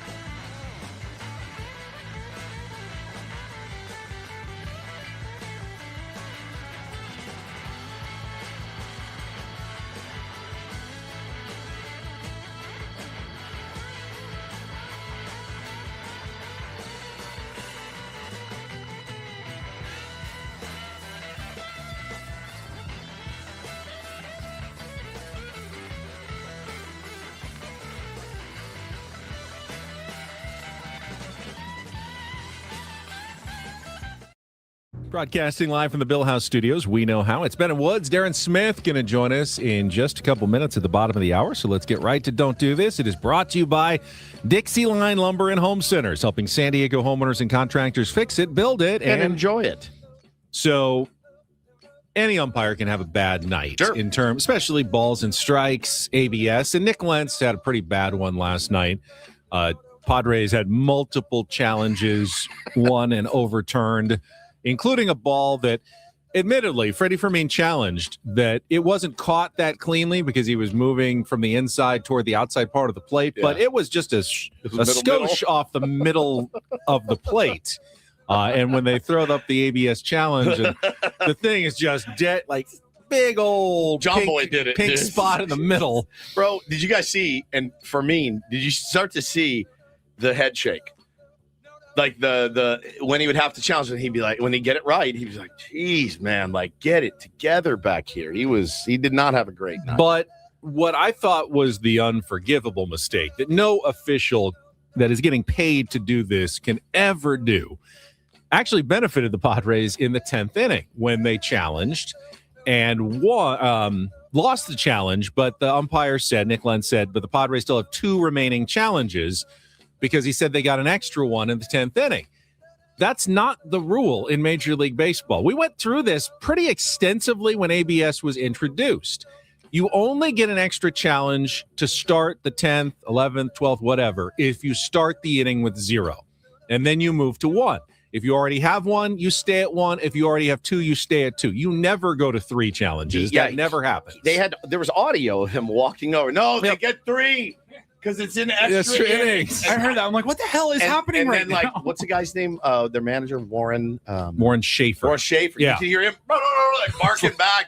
And he was right. He was right. He was like, that's not how it works. And that's how it works. It is. It's like, you shut your mouth. I've got to imagine there was fairly extensive training for the umpires on how to go through this, how to just make operate an ABS challenge. Maybe it was his first extra inning game. Did he forget? Like, your job, though, yes, it's judgment calls can be difficult. You're going to miss them. But to know the rules, you better know the rules inside and out. On the one that was out at second base, like, I was confused as to what is interference. Yes. When Xander Bogaerts was trying to turn the double play, and he went straight into the bag, but he popped up way too early, 6 feet early, and he hit Xander kind of in the thigh just above the knee, and then they came back and said, yes, because contact was made above the knee, then that is interference. And I go, I didn't know that, but apparently they do. I'm glad they're versed on the rules. But Nick Lentz behind home plate, not knowing the new ABS extra innings rule, that's one that's going to get you probably a phone call from your boss today going, dude, we went over this in spring training like 800 times. They don't get a third challenge if they have two in extra innings. You stupid idiot. Did you say they got 3 challenges last night? Yes, I did. It's obviously wrong. All right. I'll do better next time. I mean, they did whole training for the media during spring training, like on how this works, including that specific scenario was gone over in like sessions at spring training in Florida and Arizona. Listen, I'm not great with rules either. So I always am glad that you're here. But I knew that one. When it happened in the moment, I went, that's not right. You don't have to be. You're not an umpire. That's fair. It's fair. I'm a coach, though. You think I'd be better with the rules? Fair enough. I'm not. I'll wear it right now. 100%. I really enjoy this. I hope you guys do too. Let's get right to do this. Yeah, since we're going to get to Darren. DD mega doo-doo. So there is a new podcast out, go figure. And it is with David Ross, who was the manager of the Cubs and a very important piece on their World Series winning team, and Anthony Rizzo, who I knew he was like pretty funny and stuff. I didn't know he was so dynamic and really good at his job. So they have a podcast. It's called Lovable Reunion. And this podcast is about 2 hours long. And based on this clip, you can rest assured I'm going to listen to the whole entire thing. Anthony Rizzo, and they have as a guest John Lester. John Lester comes in and they're talking about those Cubs teams when they won the World Series. This is outstanding. I want to hear the Pittsburgh story when you came in yelling at Riz. We lost 9 of 10. I'm riding high. I'm like 12 for 15 in that series. The game before, John gives up 3 or 4 runs. We end up losing. I go 4 for 5 in the game. And I knew that night when the quote came out what's coming. So Can you read the quote, please? this game isn't easy. It's impossible to boat race the whole season like we were doing. We just have to clean up our pitching a little. Also, if you read the whole thing, it's not as bad. John comes in the next day. I'm in the weight room. I'm foam rolling on the ground in such a vulnerable position. And John comes in. I've never seen him this mad. Lip quivering, standing over me. If you ever talk about our pitching staff again, I'll kill you. And I was like, oh. It wasn't the best choice of words that I said, but when you just read that off, that's the first time I've ever heard the whole thing. It doesn't sound as bad as when Woody just shows you, we need to clean up our pitching staff. I just remember the only thing I said to him, and he couldn't do anything about it, is, I'm sorry, John. I messed up. And he didn't know what to do, and he just kept quivering, and he just walked out. I knew that at that time, in our relationship and our friendship, I knew that by me saying that to you in 5 minutes, you would be fine with it. And in 5 minutes, I would be fine with it. If I did that to another player, it would be a season-long thing. And also, too, I knew if I did it loud enough that somebody out here might hear it and be like, what did Anthony say? And look at it and go, oh, okay, I need to pay attention to what I'm saying now. I hate the fact you were the guinea pig on it, but 10 minutes later, we're fine. Yeah, that's what that team was. Yep. That was the bond we had. I think that is just outstanding content, and that's the kind of stuff I love to hear. That was really good. And again, he had to pick the right guy. You know, he couldn't have done it to everybody on the team. And I love that Rizzo's comment was like, hey, man, it's really hard to boat race teams. If we clean up our pitching, we'll be in good shape. And all he gets is, we need to clean up our pitching. It's such an interesting lesson because Lester said 10 years. I hadn't actually heard the context. not actually as bad as I thought Right. at the time. Right. Context is so important. So important, man. When it comes to those things. But athletes do need to think about that. Like, I can say 9 good things and 1 semi-critical thing, but the writer may only pick that as the quote. Probably will. And then center the story around that. Probably and will. It'll look like I've just been ranting and raving the whole time, when really I had a very positive, like, 3-minute interaction, and then just one, like, slight bit of criticism. It makes players, managers, hesitant to ever say anything critical. I do understand why they don't sometimes, because it'll get taken as the only thing said, because you can't print every word that they say every single time. You do have to take the things and put them into stories. It's tough. It's tough. I mean, we would never take you out of context, ever. No. That would never. You would have to be a real sack of S to take a beloved figure as yourself out of context. Ever. Never. We would never do it to you. I know. Thank you for that. You're welcome. And that is Don't and Do This for a Friday. Adolf Hitler. That was Don't Do This with Ben and Woods on 97.3 The Fan. Waiting for it like a ticking time bomb. And Paul just kept waiting. You knew it was coming. Like, where is it? Where is it coming? You didn't know There what it it was going to be. I didn't know You which didn't one it know was going to when. be, but I was waiting for it to pop in there. All right, we'll come back. Darren Smith. Jeffrey Epstein. Darren Smith can give us his Padres thoughts, and we'll talk a little SDFC ahead of tomorrow night's match at Snapdragon Stadium against Minnesota. All coming up next on San Diego's #1 sports station, 97.3 The Fan.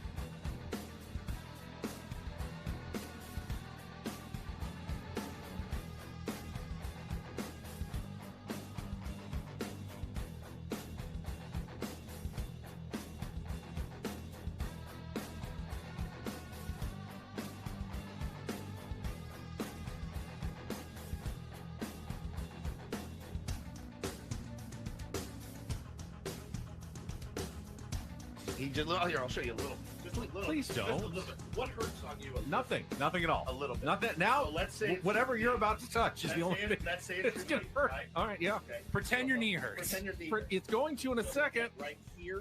Oh, that is not pleasant. Hey, player, this is all yours. This room with this view. This speakeasy with this cocktail. Hey, could you make that too? The spa with this. Ah. And this pool on this roof. This is all for you. The all-new Hamul Casino Resort, now open.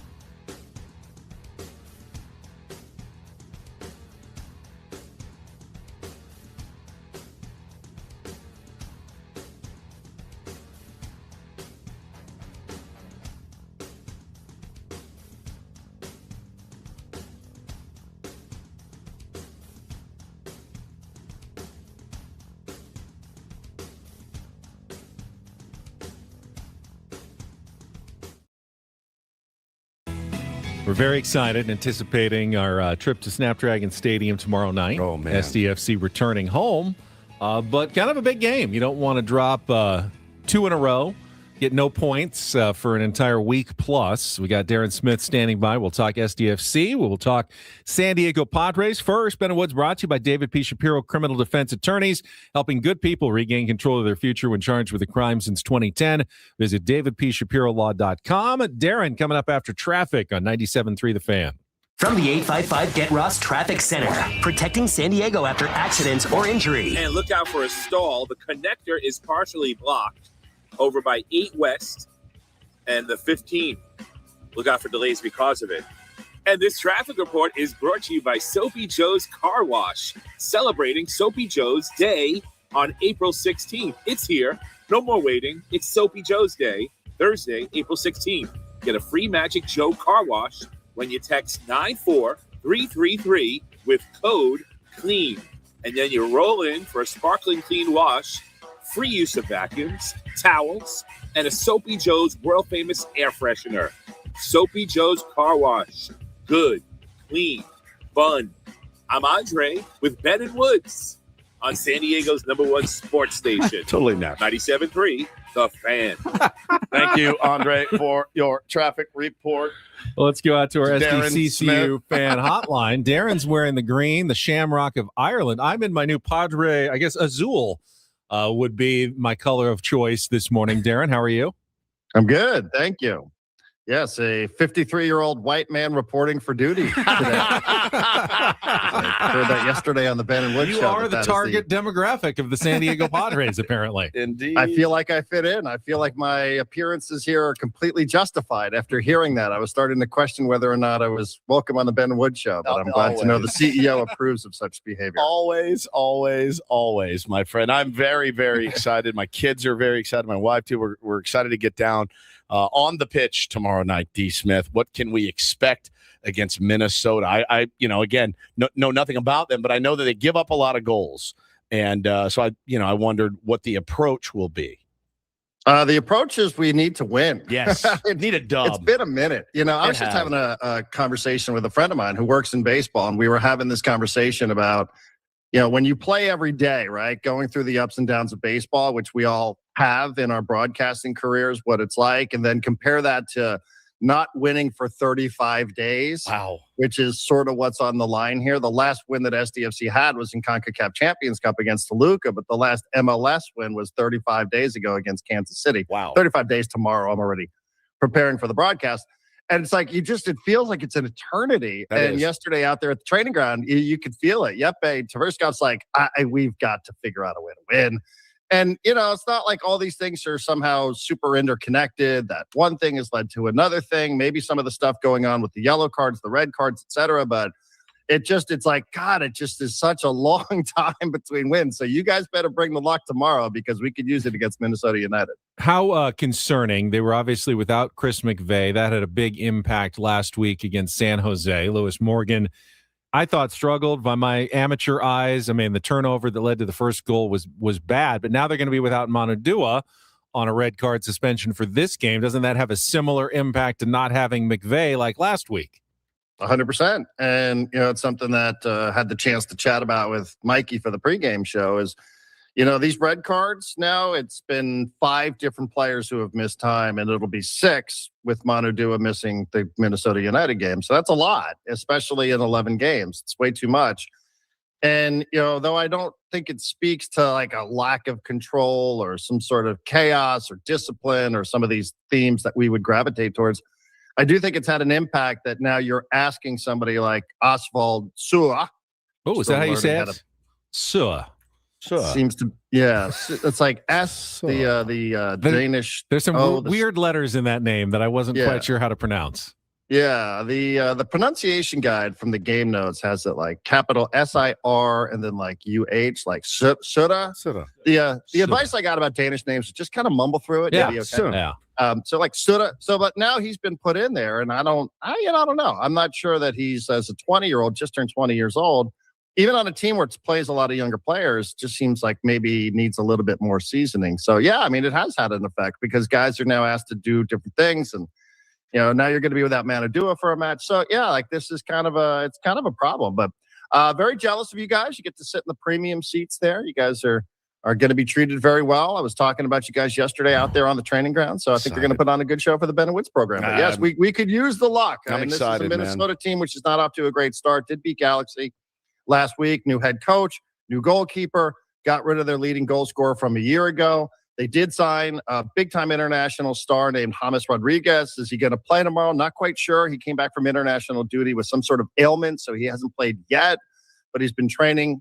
But, SDC's just got to figure it out. Lewis Morgan's got to, be the player that Mikey describes him being on the training ground, and you got to just kind of keep it all together here and give the fans something to cheer about on a Saturday night. Would love to see Anders Dreyer just go off as he is certainly capable of doing, D. Smith. Now, we're really excited about it, man. I'm really bummed to miss Manodua. My son was like, so he's not playing because of the red card. I'm like, yeah, that's how that works. Feels like when you get a red card early in a match, that should be enough. Like if it's in the first half, you shouldn't have to miss. College football. I get it. Like if you get a red card in the 91st minute, exactly. Next match maybe, but like if it's early in the game, this is like a double penalty for Manodua. It's really tough. It stinks. And like Mikey and I off air were like still moaning on about that. Like, I can't believe that referee gave him a red card. What was he watching? But it is what it is. You just got to deal with it. And now you're going to be shorthanded without one of the most dynamic players in this league. I saw a clip of you yesterday doing your show with Marty, and she asked you a question, and I thought about it. Honestly, I listened to your answer, and I thought about it most of the day. I really did. It was kind of in my head knowing we were talking to you today, and Marty had asked you, what do you think the identity of the San Diego Padres is? So I went through, right? So I went through. What were you worried about? Be the question. Well, she like put me in a weird spot. She asked if I've ever been in a hot tub with a source. And that had Woods thinking all day. No, that's weird. I had heard that one too, but I'm not a creepy pervert like you guys. So I just I mean, like her. I mean, I'm focused on baseball here, guys, and delivering baseball news. So I thought about it yesterday, and I went through all of the scenarios, and the first thing that popped into my head was, is that just something we say as sports radio hosts, right? Is that the old, hey, what were you looking for on that pitch? Is that, or is that true? And I started thinking, okay, what is the identity of the Cincinnati Reds? I have no idea. What is the identity of the Seattle Mariners? Right now, scuffling train wreck. What's the identity of the San Francisco Giants? Can't really figure it out. San Diego Padres, I couldn't really put my finger on it either, Darren, and neither could you. But is it a trope or is it an actual thing? Well, I mean, I think that's an interesting aspect of the question because, do you want an offensive identity? What do you want to be? What are you going for here? What is this hitting coach preaching to you? Right. I mean, is he preaching different things to different guys? I mean, does that matter? Like, does the way you approach a Fernando Tatis Jr. is dramatically different than the way you approach Xander Bogaerts? Last year, what was the identity of last year's team? Bunting.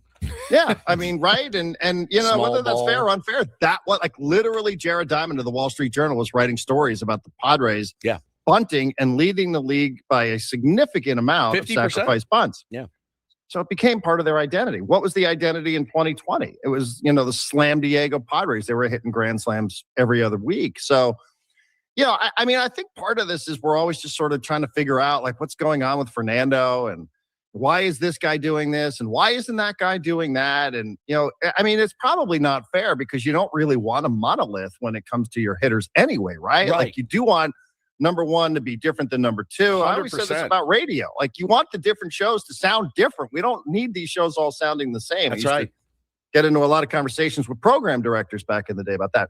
And the same thing I think holds true. Like the Oakland A's kind of changed the script on that with Billy Beane and Moneyball because they had all these guys who just did the same thing. And I just don't really, it's probably not a great question because I don't know that we'll ever know what the identity of the team is. But I just think you start like trying to wonder like who are these guys? Like what are they all about? Fernando's now bunting, Yes. like it's okay, it worked, I guess. But and I guess 7, 8, 9, and that looks a lot better. So yeah, I mean it's probably cliche and it's probably one of those things you're like, what are we going to talk about? I don't know, like can't do the Mount Rushmore bit. Let's talk about the identity thing. But I mean, it's a good question because I literally thought about it all day. I did, and I thought, what do I want it to be? What do you want the team to look like if you're the hitting coach? You know what I mean? Like, yeah, of course, you want to score a bunch of runs. You want to be dangerous. You want people to fear the San Diego Padres. Yeah. You want other pitchers thinking about what it's going to be like to have to face this lineup. And I guess when you change hitting coaches as often as they do around here, you do start wondering, are you searching for something? Are you looking for something in particular when it comes to the identity of your team?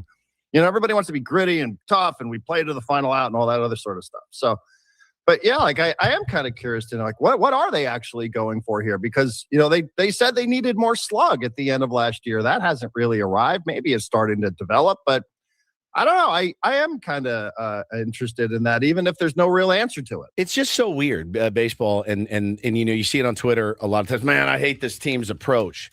All right, if you have a game plan going in against a certain pitcher, and that game plan says we're going to swing early in the count, and you do it, and it's not successful, is that still the right approach? I think it is. You just didn't execute. Execution is obviously different than approach. I feel like approach is another one of those words we just throw around. There's an actual answer that I think every coach almost gives. They all want to be the same thing.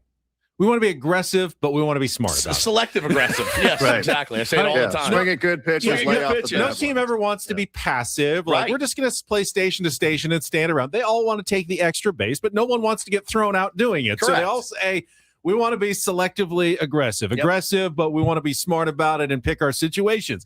It's kind of the same thing for every team, really, in every sport. Pretty much. Yeah, we want to be aggressive, but we want to be smart about it. I don't know. Doesn't Mikey Varas want to be aggressive but be smart about it?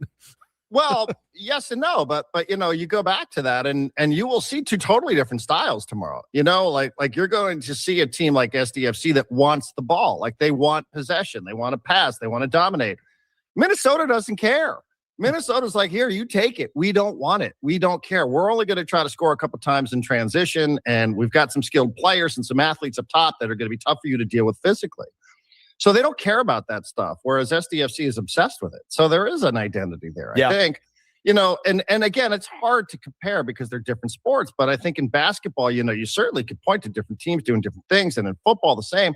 And in baseball, I guess it's just a different sport. So, maybe we do fall into that trap. But I do think it is fair when you do go out to identify. We need to do more of fill in the blank. And it's like, well, okay. How do you get there? Right. Yeah, like, of course, you want to score all the runs you can, however you can do it, even if that means. But last year it didn't seem like the whole bunting thing and playing the small ball and turning it over to the bullpen was really all that appealing to a lot of people that cover the Padres or that watch the Padres on a regular basis. Yeah, I was one of them, 100%, probably leading that charge, It is funny. You have, hey, this guy, he's usually around the zone, so let's be aggressive, and it doesn't work. Then, hey, let's wait this guy out. Oh, cool, everyone's 0-2 or 1-2. Like, that's obviously not working. I got to sit up here and spoil pitches all day to hit in a 1-2 count. You're only as good as your execution always in sports. The manager's only as good as the players he's got in their execution.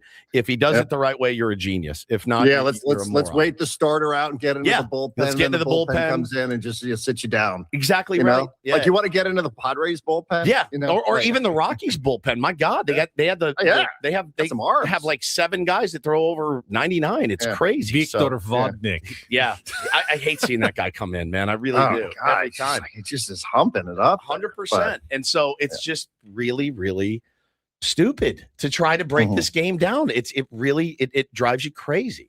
It does. And it takes crazy people to want to do it every day. I know. Like you guys. Yes, that's exactly right. It's so stupid. It is. I'm sitting there at the end of this game last night. And I'm like, I am, come on, man. We're going on 4 hours here. And I got to get up.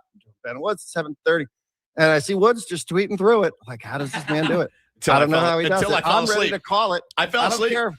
If they don't score in this 11th inning, I'm effing out of here, man. I'm going to bed. My wife already bailed on me. She's upstairs. I'm like, I got to go. Like, I'll just catch up on the game tomorrow so I know what I'm talking about. Got Friar territory coming up later. I see Woods. He's still tweeting there. I missed into it, the night. I'm like, well, if he can do it, I can do it. I tweeted late, and then I saw Campy's game tying hit, and then I drifted off to La La Land, and my wife said, "Oh, Xander won it with a walk-off grand slam," and I was like, "Are you effing kidding me? I missed it." Of course, yeah. I know. And then, I take melatonin to sleep at night, so it's always a trick. Like, well, do I take it Time now, it out. or like, how long is this game going to go? Am I going to pass out on the couch like the an worst? idiot?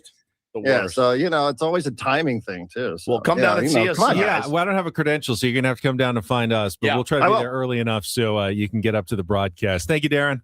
All right, guys. See you tomorrow. Thank you. Darren Appreciate Smith on our SDCCU fan hotline. It's not big bank banking. It is better. Ben, have you ever been in a hot tub with a source? You get most of your sources from like fantasy camp, either in the hot tub or the cold tub. So it's actually a technically, I think you do get a lot of info in the hot tub. It's actually a really good point. A really good point. On the training table? Yeah. Getting a rub down? Yeah, not in the way maybe, that story was reported with Mike Vrabel and Donna Rossini, but yeah, you are definitely all about the sourcing in the hot tub, for sure. All right, we will come back. We've got Take on Woods. We've got Craig Stammen in hour number 3. Ben Woods on 97.3 The Fan. We'll be right back.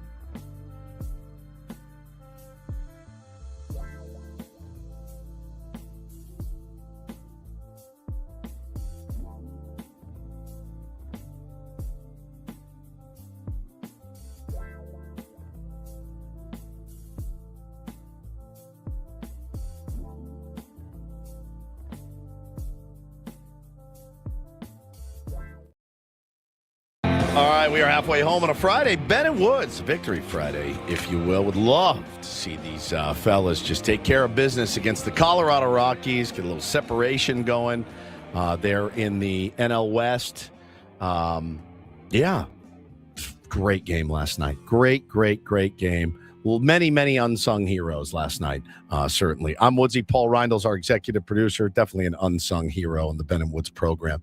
Ben Higgins, another major unsung hero on the Ben and Woods program.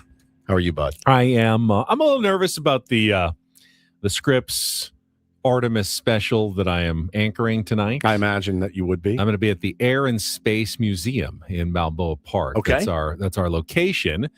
We've got coordination. I actually had a call on my way in this morning, very early. This morning? Yeah, Mike Trim. He's anchored down in West Palm Beach, Florida. Great name. He's going to be our Florida anchor. I'm our West Coast. Mike Trim.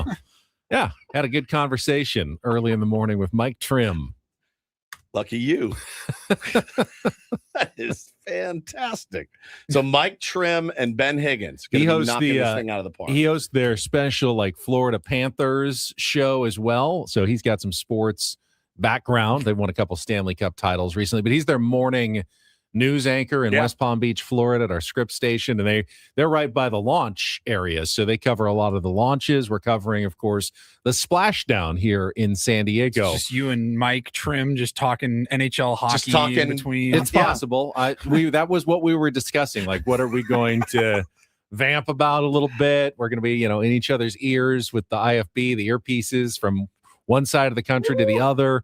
Going to have the satellite hookup to make sure there's no delay. It's a whole operation today. That sounds insane and awesome, though, too. It's going to be an awesome. I think it's going to be an awesome experience. I was reading. We're still not expected to be able to really see much of anything. I think maybe if you were in Hawaii, I think they said you might have a shot of the re-entry, kind of them flying through. Can we hear? I heard maybe we can hear it. So there will be a feed though on a live feed from NASA where we're going to get a lot of that stuff. So apparently it takes 13 minutes once they hit the atmosphere. Oh, God. To at 20,000 miles an hour.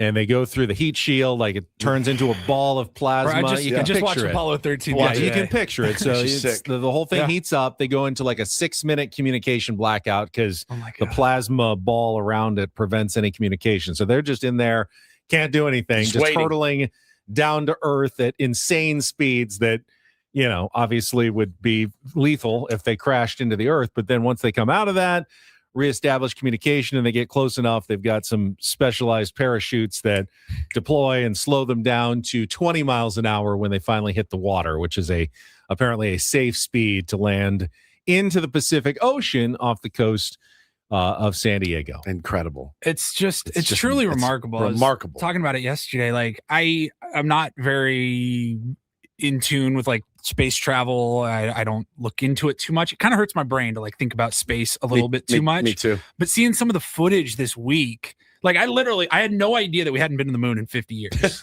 I just assumed because of technology being the way it is, every few months they're sending, astronauts up there.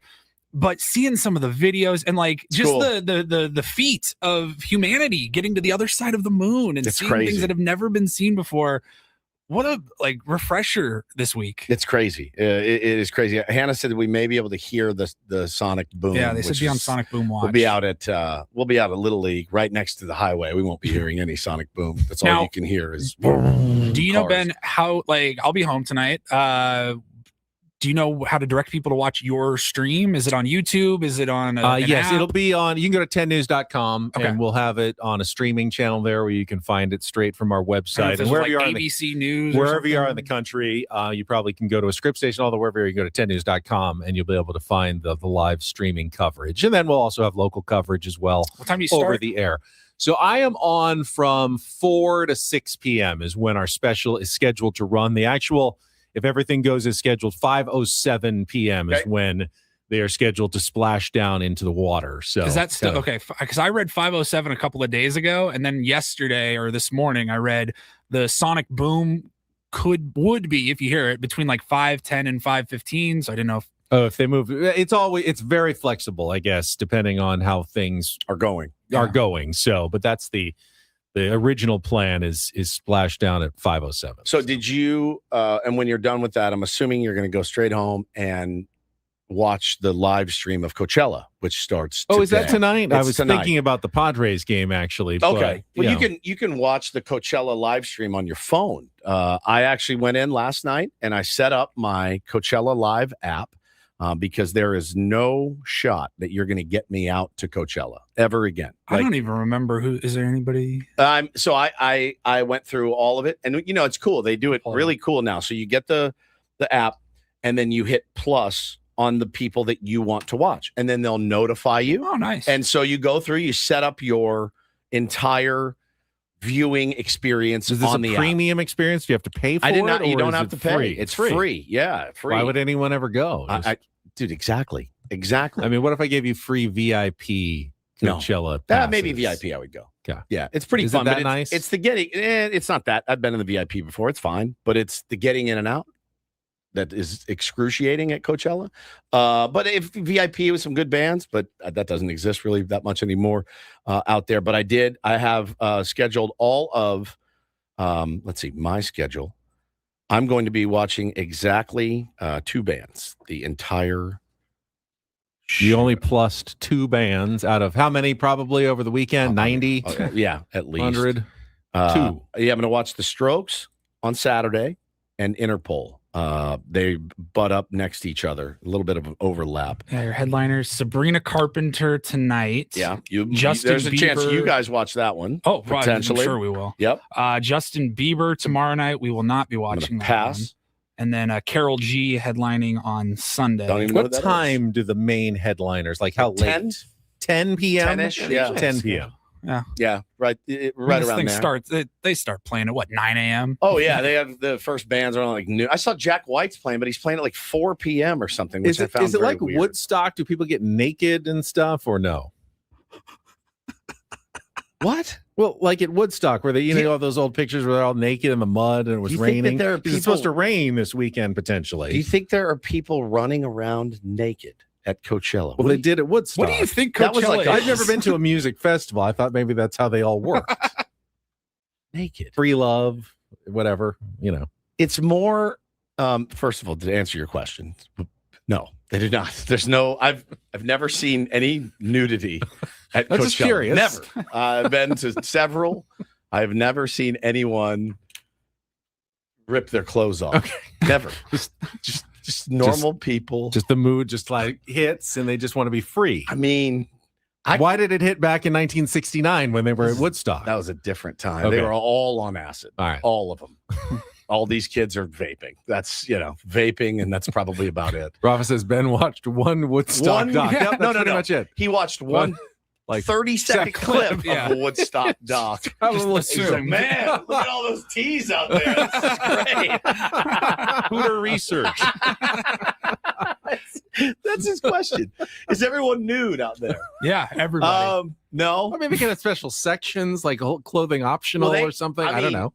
Look, there's some Ben scantily. thinks it's Burning Man. Yeah, exactly. yeah. There's some scantily clad people for sure, and there's a lot of dudes walking around that are just yoked with their shirts off. And Coachella is more of like a fashion. It's a thing fashion. than like I think Coachella, Stagecoach in like a couple of weeks. Yeah. that's where everyone's like in bikinis and Yeah. shirtless, and it gets pretty. What was the one nuts. we used to have at the Del Mar Fairgrounds in Kaboo. downtown? Kaboo. Yeah, Yes, I enjoyed it. I had a good Kaboo. time. That was Yeah. upscale, right? That was No, I mean, not really.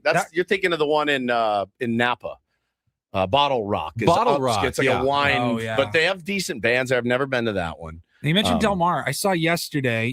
We talked about Jack White for a second. Yes. He just announced a new tour. Yes. and they said he's playing Del Mar. Yeah. and I saw he's The playing Sound. the Sound. Yeah, I it's don't know awesome. about the Sound. Have you been there? That's great. I've The heard good things. Yeah, the Sound It's is really where cool. it's at the track. Yeah. It's in that over on the side there. They think turned it into the. Like, did I see like 2,000 seat capacity total? It's really good. It's a good. We're spending a lot of money on sound next Good sound Friday. with the sound. Yeah. Is it next Friday? Tickets go on sale next Friday. I can't remember. I think the show's in September, at the end of September. But I've never seen Jack White, and I saw that announcement. I'm like, all right. well. Harrison says that he misses street scene, and that was before my time. And when I got here to work in music radio, it's all I heard about, and it made me physically ill that I missed so many incredible bands coming through here at the time. I heard it was just the best time ever. Street scene in San Diego was just supposed to be elite. But yeah, man, I'm if you're heading out to Coachella, I don't know. Maybe you're listening to Ben and Woods on your drive out. Please be careful out there.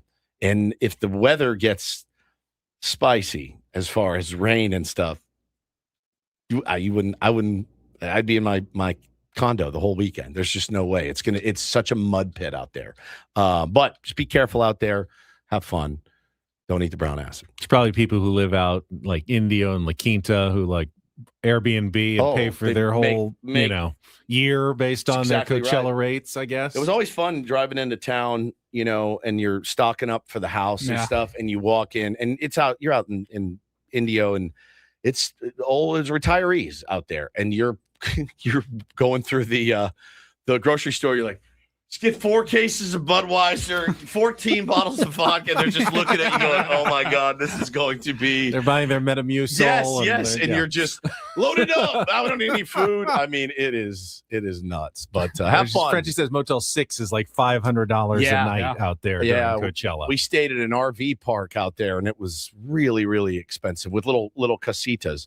But it was fun, man. Those were fun times. So going out there, have fun. I've always liked that they do the live stream. Like if you didn't get a chance to go, yeah, man, you can still like watch some of it because it's like and take in some of it. Now I like watching concerts on TV. I do too. And now there's every year there's 1, 2, 3 bands at the most that I want to see.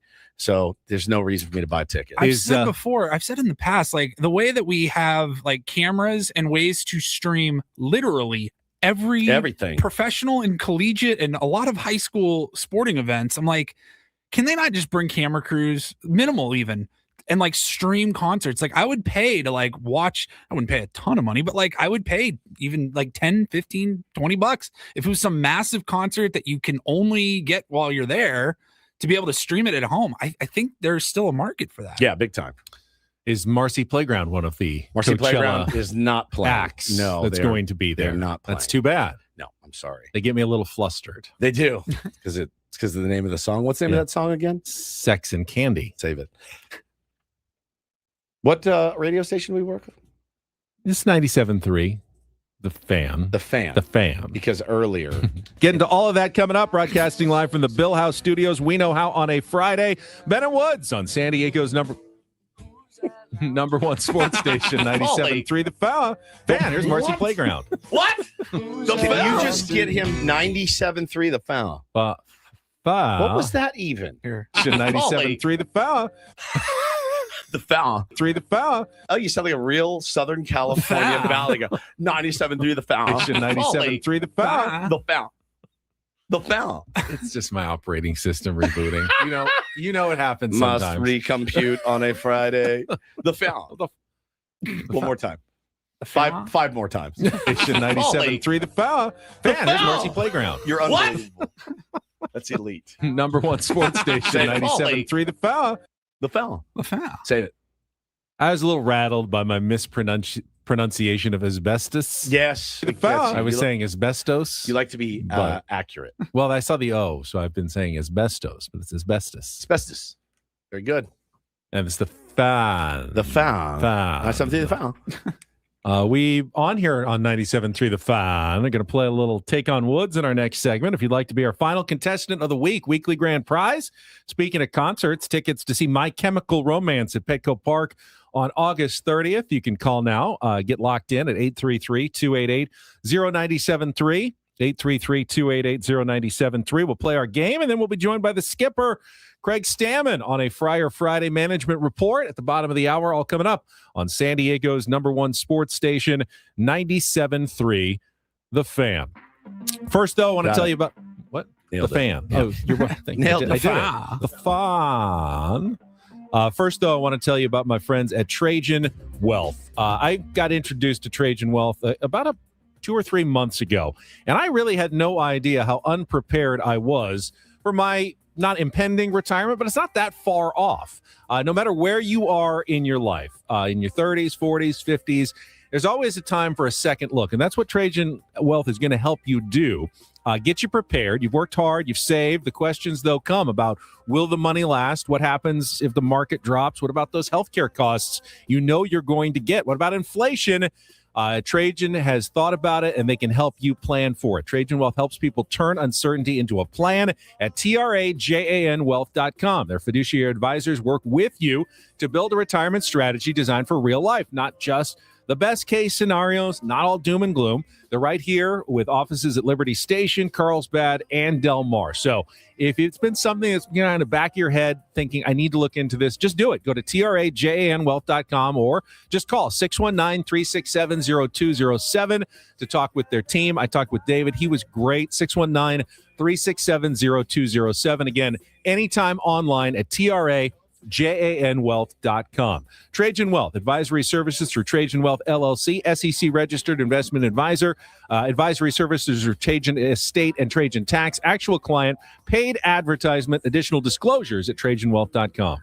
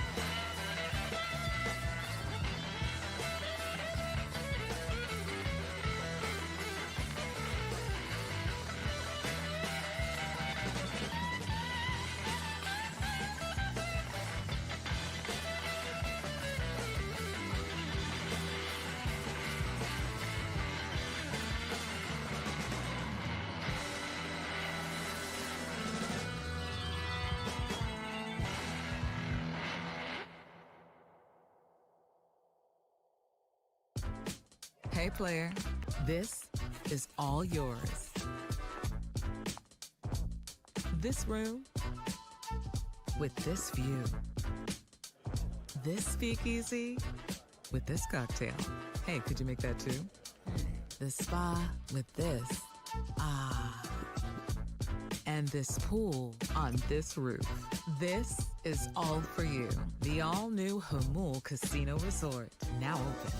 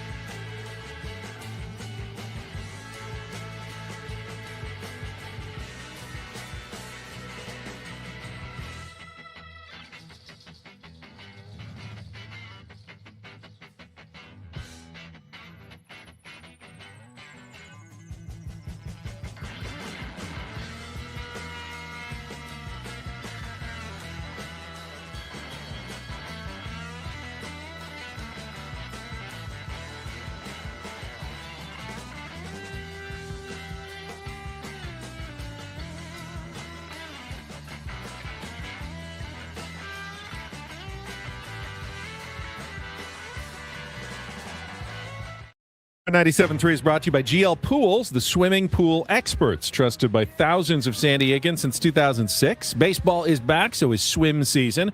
Make sure your pool is ready. Call now, mention radio for a free month of pool service. We got Craig Stammen coming up in just about 10 minutes, so why don't we get to today's game and play a little Take on Woods.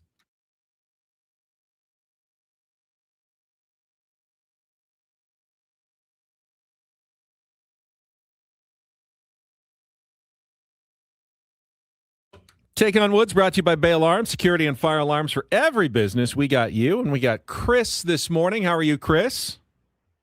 I'm doing good. Still buzzing off that Bogarts Grand Slam. Aren't we all? Aren't we all? Well, let's add to your high by seeing if we can get you qualified for our weekly grand Salami prize. time! Yeah, not salami. It's actually tickets to see My Chemical Romance at Petco Park on August 30th. You can get your own tickets at Ticketmaster.com. You get the choice. Woods has left the studio of TV, movies, or music for our 5-question trivia challenge. The TV category, Sunshine State, 5 TV series set in Florida. The movie category, Day of the Dead, very City Connect appropriate, 5 movies that include the word dead in the title. And our new music category today is On the Clock, 5 songs that include a specific time of day in the title. So TV, Sunshine State, movies, Day of the Dead, or music on the clock. Chris, what would you like to play? Let's go with TV. TV. I think this is doable today. It is called Sunshine State. And again, 5 TV series that are set in Florida. You'll have 60 seconds to answer as many of the 5 as you can. Pass if you don't know it. We can come back to it if there's time left on the clock. First questions, our 2-second TV theme song. I hope I sent it to Paulie. You need to identify the show based simply on the theme song. Remember, all of them set in Florida. Chris, are you ready to play? Let's do it. All right, let's put 60 seconds on the clock. The category is Sunshine State. Your time begins when Paul plays our 2-second TV theme. Good luck, Chris. Let's take on Woods. Miami Vice? Correct. Dorothy, Blanche, Rose, and Sophia, all senior The citizens. Golden Girls. Correct. A South Florida forensic tech leads a secret life as a vigilante serial killer in which series that debuted on Showtime in 2006? That's the Dexter. Correct. Larry Hagman plays astronaut Tony Nelson, who tries to keep Barbara Eden a secret in her magic bottle in which 1960s sitcom? Oh God, Genie. I Dream of Genie. Correct. Jeffrey Donovan plays discredited spy Michael Weston, working as a private investigator in Miami and trying to unravel his own personal mystery in which late 2000s series on USA Network. CSI. No, that CSI one's Miami. Burn Notice, but you got 4 out of the 5. Pretty good. Miami Vice, Golden Girls, Dexter, I Dream of Genie. I think that might be enough, at least to get a tie today. Hang on the line, Chris. Let's bring Woods back in. He has to do it without the category, although I do tell him that we are playing TV today. Okay. Chris's score is locked in. I think this is doable. Think hard. 60 seconds on the clock. Your time. Just be natural. Yeah, act natural here. Your time begins when we play our 2-second TV theme song. Good luck, Woods. Let's take on Chris.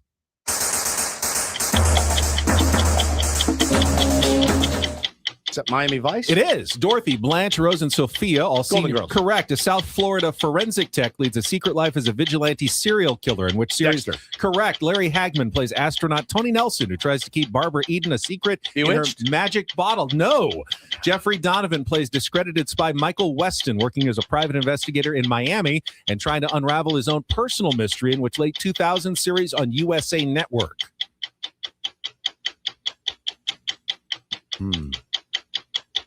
On USA. Yeah. Jeffrey Donovan plays discredited spy Michael Weston, working as a private investigator in Miami, trying to unravel his own personal mystery in which late 2000 series on USA Network? 10 seconds. Kind of an important one.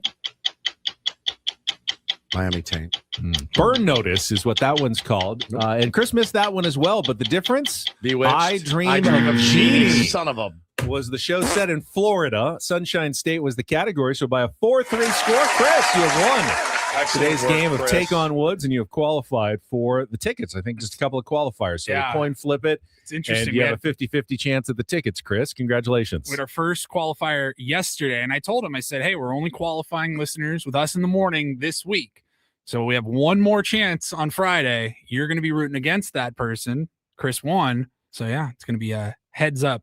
Paulie, you're in your 30s. Do you remember I Dream of Jeannie? I do. At all? You do? Saw it enough I don't know that reruns. it was. I don't know that it was on when I was. Well, no, I mean born. you can always watch something in reruns. at some TV point. Land had a lot of. For me growing up, it was like the Wonder Years were always on, the Brady Bunch, and I Dream of Jeannie would get in there, like TV Land or whatever it was, that network. I just ate. I think what threw me off is I had some blackberries in the The fridge. seeds, gotcha. The seeds, but they might have been rancid. Maybe there was like some white stuff on them, and I was like, "Is that mold?" I'll just pull a Ben and eat them anyway. So I did, and I think I'm regretting it. Is it the good mold? I mean, I don't know. you know. It was like white. Yeah, that's mold. Is that mold? Pretty sure that's cool. what that is. Yeah, just moldy blackberries for breakfast. Good work. And now I have seeds all in my teeth. Yeah. Yeah. It really threw me off. And Sorry. you might be dying. I might be dying. Yeah. All right. Very cool. Rinse All your right. mouth out with some Eco Water. I will. Let's right now. let's take a break. When we come back, management report Friar Friday with the skipper Craig Stammen of the Padres joining us next on 97.3 The Fan. I mean, that's not a joke. I will actually rinse my mouth out as soon as I'm done with Eco Told you. Water. I mean, I brush my teeth with Eco Water. I shower in Eco Water. Everything we do in my home revolves around Eco Water. Still got them jugs, don't Still you? do, Paulie. Big, fat, giant jugs of Eco Water every day. Listen, that's kind of our home field advantage in the Woods household. Southern California water is not great, man. It is rock hard. It's liquid gravel. It destroys your appliances. Ben, maybe that's what happened to your appliances at home. You've got to get the Eco Water system. It's been in our house for years. The MVP, we are obsessed with it in our home. They've been doing this since 1925. Eco Water SoCal has over a century of perfecting the soft life. They'll come out. They will do a free in-home water test, show you what exactly is in your pipes. They don't guess. It's just facts every time. Their new systems have smart leak monitoring and a whole home shutoff. And with financing up to 84 months, it is a no-brainer. We live this every single day. Your home deserves a win. So does your family. Call 760-350-3338, 760-350-3338, or you can go to ecowatersocal.com. Let them know Woodsy sent you. Not everything in life should be hard, especially your water. Keeping it soft since 1925.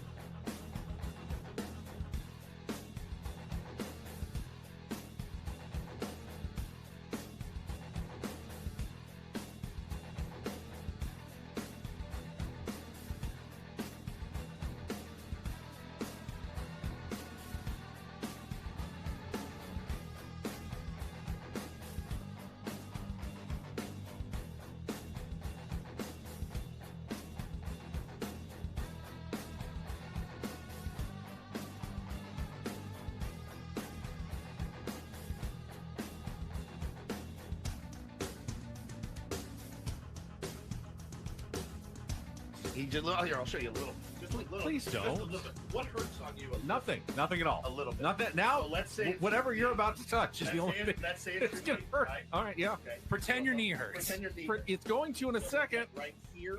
Oh, that is not pleasant. Hey, player, this is all yours. This room with this view. This speakeasy with this cocktail. Hey, could you make that too? The spa with this. Ah.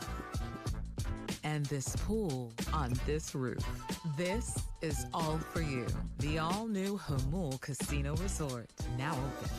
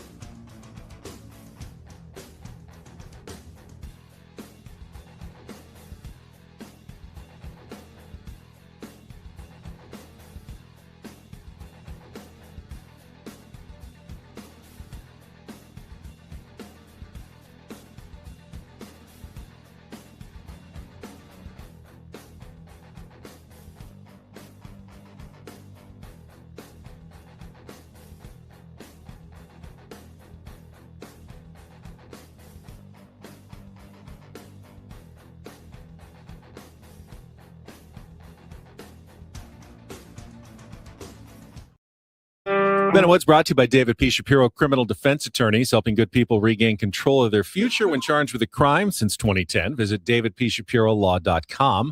I believe the last time we talked to Craig Stammen, he was 0-1. Yes. As a major league manager. That's right. Since then, 7-5. Right. Things trending in the right direction. We will chat with the skipper of the Padres in just a second after a quick check of traffic here on 97.3 The Fan.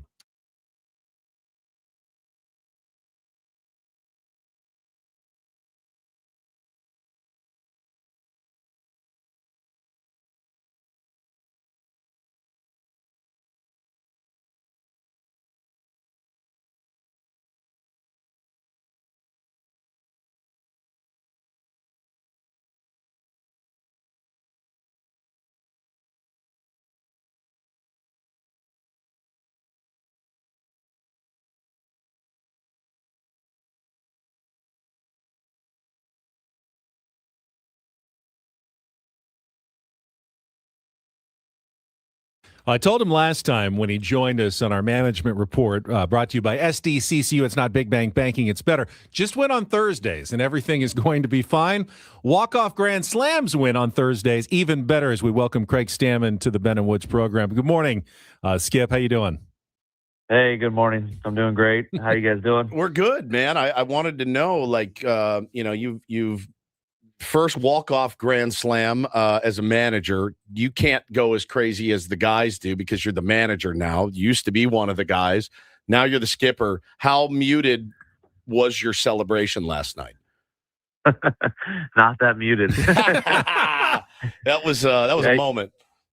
That was a moment. I think we get to celebrate with the coaching staff. It's kind of our team within the team a little bit. And we were all pretty excited when it happened. There's just so many moments in that game where we had players step up and, players that we're trying to pour into and, get the best out of, and they believed in themselves and did some great things on the field. So it was just a, fun team win for everybody and a good celebration from everybody involved. Do you remember the last walk-off Grand Slam for the Padres? It was Manny during the pandemic in 2020 during Slam Diego, and one of the 4 straight games of the Grand Slam. Were you in the bullpen that day? Do you remember? Man, I do not remember that. I'm sure I was either in the bullpen or maybe I'd already pitched. I'm probably in the bullpen. Yeah. But yeah, that was a run we had that year with all the Grand Slams and the Slam Diego, and it's lived on a little bit as we go. And last night was another one in that Grand Slam history of the Padres. So you've got, we're talking to the skipper, Craig Stammen, here on Ben and Woods now. Now, you got a couple weeks in on the job right now. Wanted to ask you, number one, do you feel like you're settling in a little bit better? I mean, obviously, every move is going to be scrutinized, right? Every single one. Win, lose, whatever. How are you feeling now, like with this many games under your belt? Every day is a new challenge for me. And, I got a lot of great support system, great guys on the coaching staff that are supporting me and trying to do it all together. It's not just all on my shoulders. It's, the Padres all together handling this. But for me personally, it's been a lot of fun. It's been something new almost every day and a new challenge every day, which is a lot of fun. And I'm learning a lot and enjoying the experience. But, it's, the moves getting scrutinized and all that is just part of the job. So whether it's good, bad, ugly, that's just, what I have to bear. And it's, that's part of the job. So it's not that big a deal, but, obviously when things go well, you feel a lot better about it. And when things don't go so well, you always, second guess and try to figure out what may have been a better way to do it, and I think that's how we do with anything is, when things don't go well, or even when they're going well, was there a better way to do it? And what is that better way? And then how can we, train for it? And how can we do it better the next time? So, just constantly trying to stay in that process and not worry about the results as much. You still enjoying your daily media scrum? Yeah, I love you guys. But we never show up for it, so we don't. Right, I'm never there, so can't. Yeah, you guys are never there. That's right. Yeah, you guys are fair weather. That's right. No, it's I'm getting used to it too. That's another new thing. It's what's made it a lot easier and a lot more comfortable for me is a lot of the same beat writers and TV and radio personalities have all been there when I was a player. Yep. And so we had those relationships already built, from those past years, and it's making it a little bit easier, going forward with them every single day. And they're good people, so they're not, it's not like it's bad to be around those people every day. I was actually in the clubhouse yesterday, and I saw Manny Machado, and I asked him a question. I said, your manager says you are, in fact, a spring chicken, but he did give you the day off. And Manny said, actually really cold, not the worst thing to take that day off. How did that conversation go, though, to actually follow through and give him a day off so early in the season after he didn't take one until September last year? Yeah, I think that conversation started way back in the off season. Talking about how he felt at the end of the season and thought maybe he was a little bit worn down and that may have, not allowed him to be at his best at certain times. And Manny's never going to admit that. He's a great player, and one of the best things about him is he's on the field all the time. And he's been that way his entire life, entire career.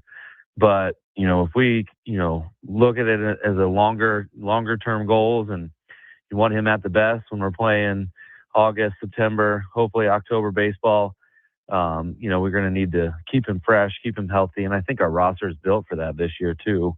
We've got a lot more depth, and we've got the ability to put a Miguel Andujar in the lineup at third base, and he's going to get 2 knocks for you. So I think that's one thing that helps a lot. But I think also Manny knows, he's not getting any younger, and we want him at his best, and he's got goals for his career that not only are personal but team wise. And I think we've come to an agreement that this is the best way going forward, and we'll continue to hopefully get him as many off days as we can while keeping our team in the hunt and trying to win baseball games.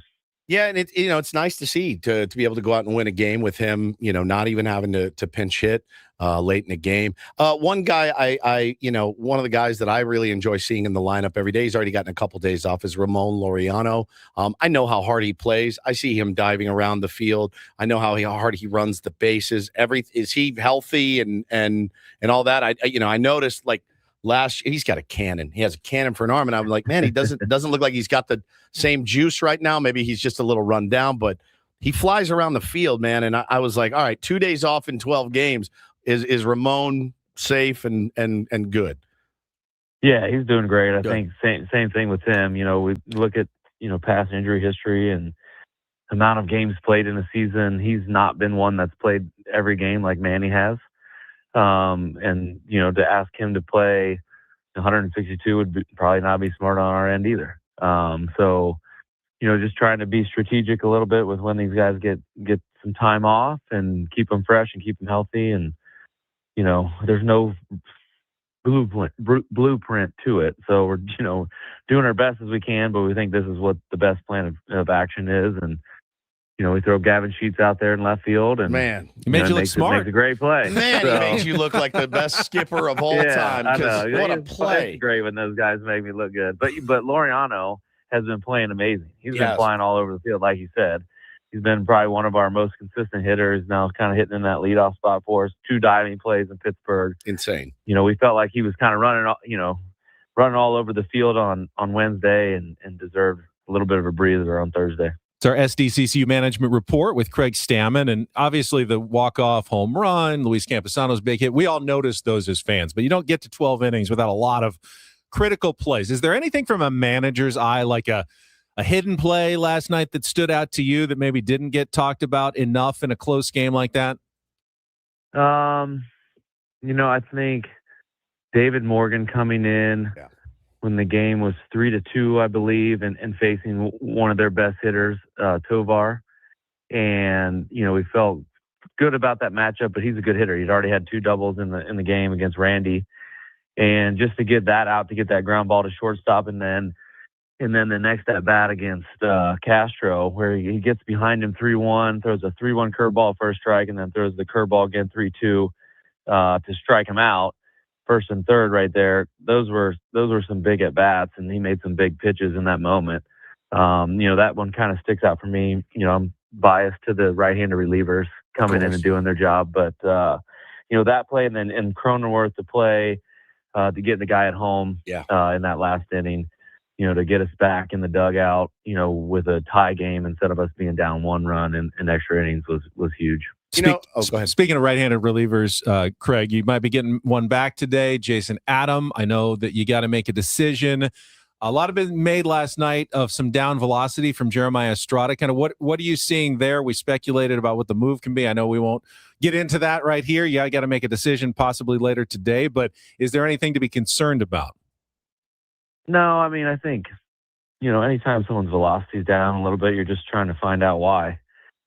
And, he's been, saying he's healthy and feels healthy, and he's still rather effective, throwing 95 miles an hour. He's not that same, like, strikeout, how many ever guys in a row he struck out, a couple seasons ago type of pitcher right now, but it's also April, and it's early April, and I'm just trying to put myself in his shoes and where I've possibly been in the past. And I know there's been Aprils where my velocity was down when I was pitching. It didn't really matter because I didn't throw hard. So it wasn't, a huge concern for me because I was the same guy whether I was throwing 90 miles an hour or 93 miles an hour. But for him, the velocity is a big thing, and it makes that fastball, pretty electric. And he's still getting some outs with his fastball. And I think another part of his fastball not being as effective is he hasn't quite had the command of his off-speed pitches too. And so if we can get the command of his off-speed pitches back, I think his fastball is going to play more. And then as we get into the season, he builds up more arm strength, builds up some more physical strength. I think that velocity is going to come back. So while we're not worried, it's definitely something that, we've got to, as a coaching staff and as a pitching group, see what we can do to, help him get back to who he is. Well, speaking of your pitching group, Skip, wanted to ask you about Joe Musgrove. We sat down with him at spring training. Obviously, he's so fired up to get back and, feeling better. And it hasn't gone well for him so far. Still a little bit of a ways away. But how's he doing? Joe likes to compete, and he hasn't gotten the chance to really compete in a while. So I love that man. I think most of San Diego does love Joe Musgrove, and just wanted to make sure his head and he's all good. And we know he's working hard. There's no doubt about that. But how's he doing? Yeah, that's a good question. And I think that's something that we've got to continually check in with Joe. And we assume Joe's this, tough guy. Yeah. And he is tough, and he's competitive and hard-nosed and no nonsense and no excuses. And he's got so many great attributes too. But we're making sure we're checking in with him and making sure, we feel like, we're letting him know that we got his back and that there's no rush in this. And, we're going to eventually get him back and there's no timetable on it. And when he gets back, it's going to be good. And I think sometimes you got to go through the desert to get to paradise. And so right now he's in a little bit of a desert time and, he's throwing, but, it's not progressing probably as quick as he would expect or want. But, time is a good healer. And so, he's one day closer to being back with the Padres. So the only way you can look at it is every day you're one day closer to being back.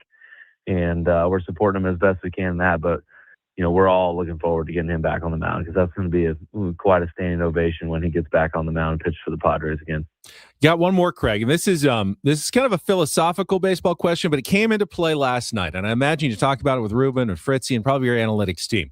In a tie game in the 9th inning at home, you have a weapon in Mason Miller that must feel like it's almost cheating. Like I can go and get an automatic out.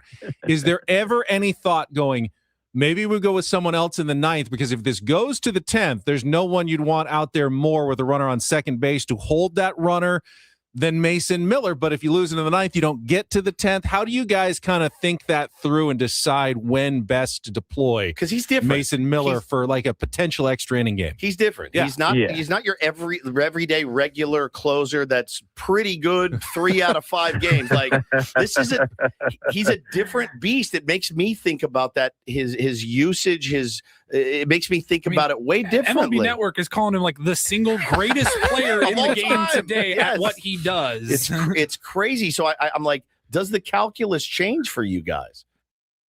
You raise a good question. There's no doubt about that. I think, most normal baseball strategy is at home. You have your closer pitch the 9th inning because you can't get a save, and you hold the game where it's at in the 9th.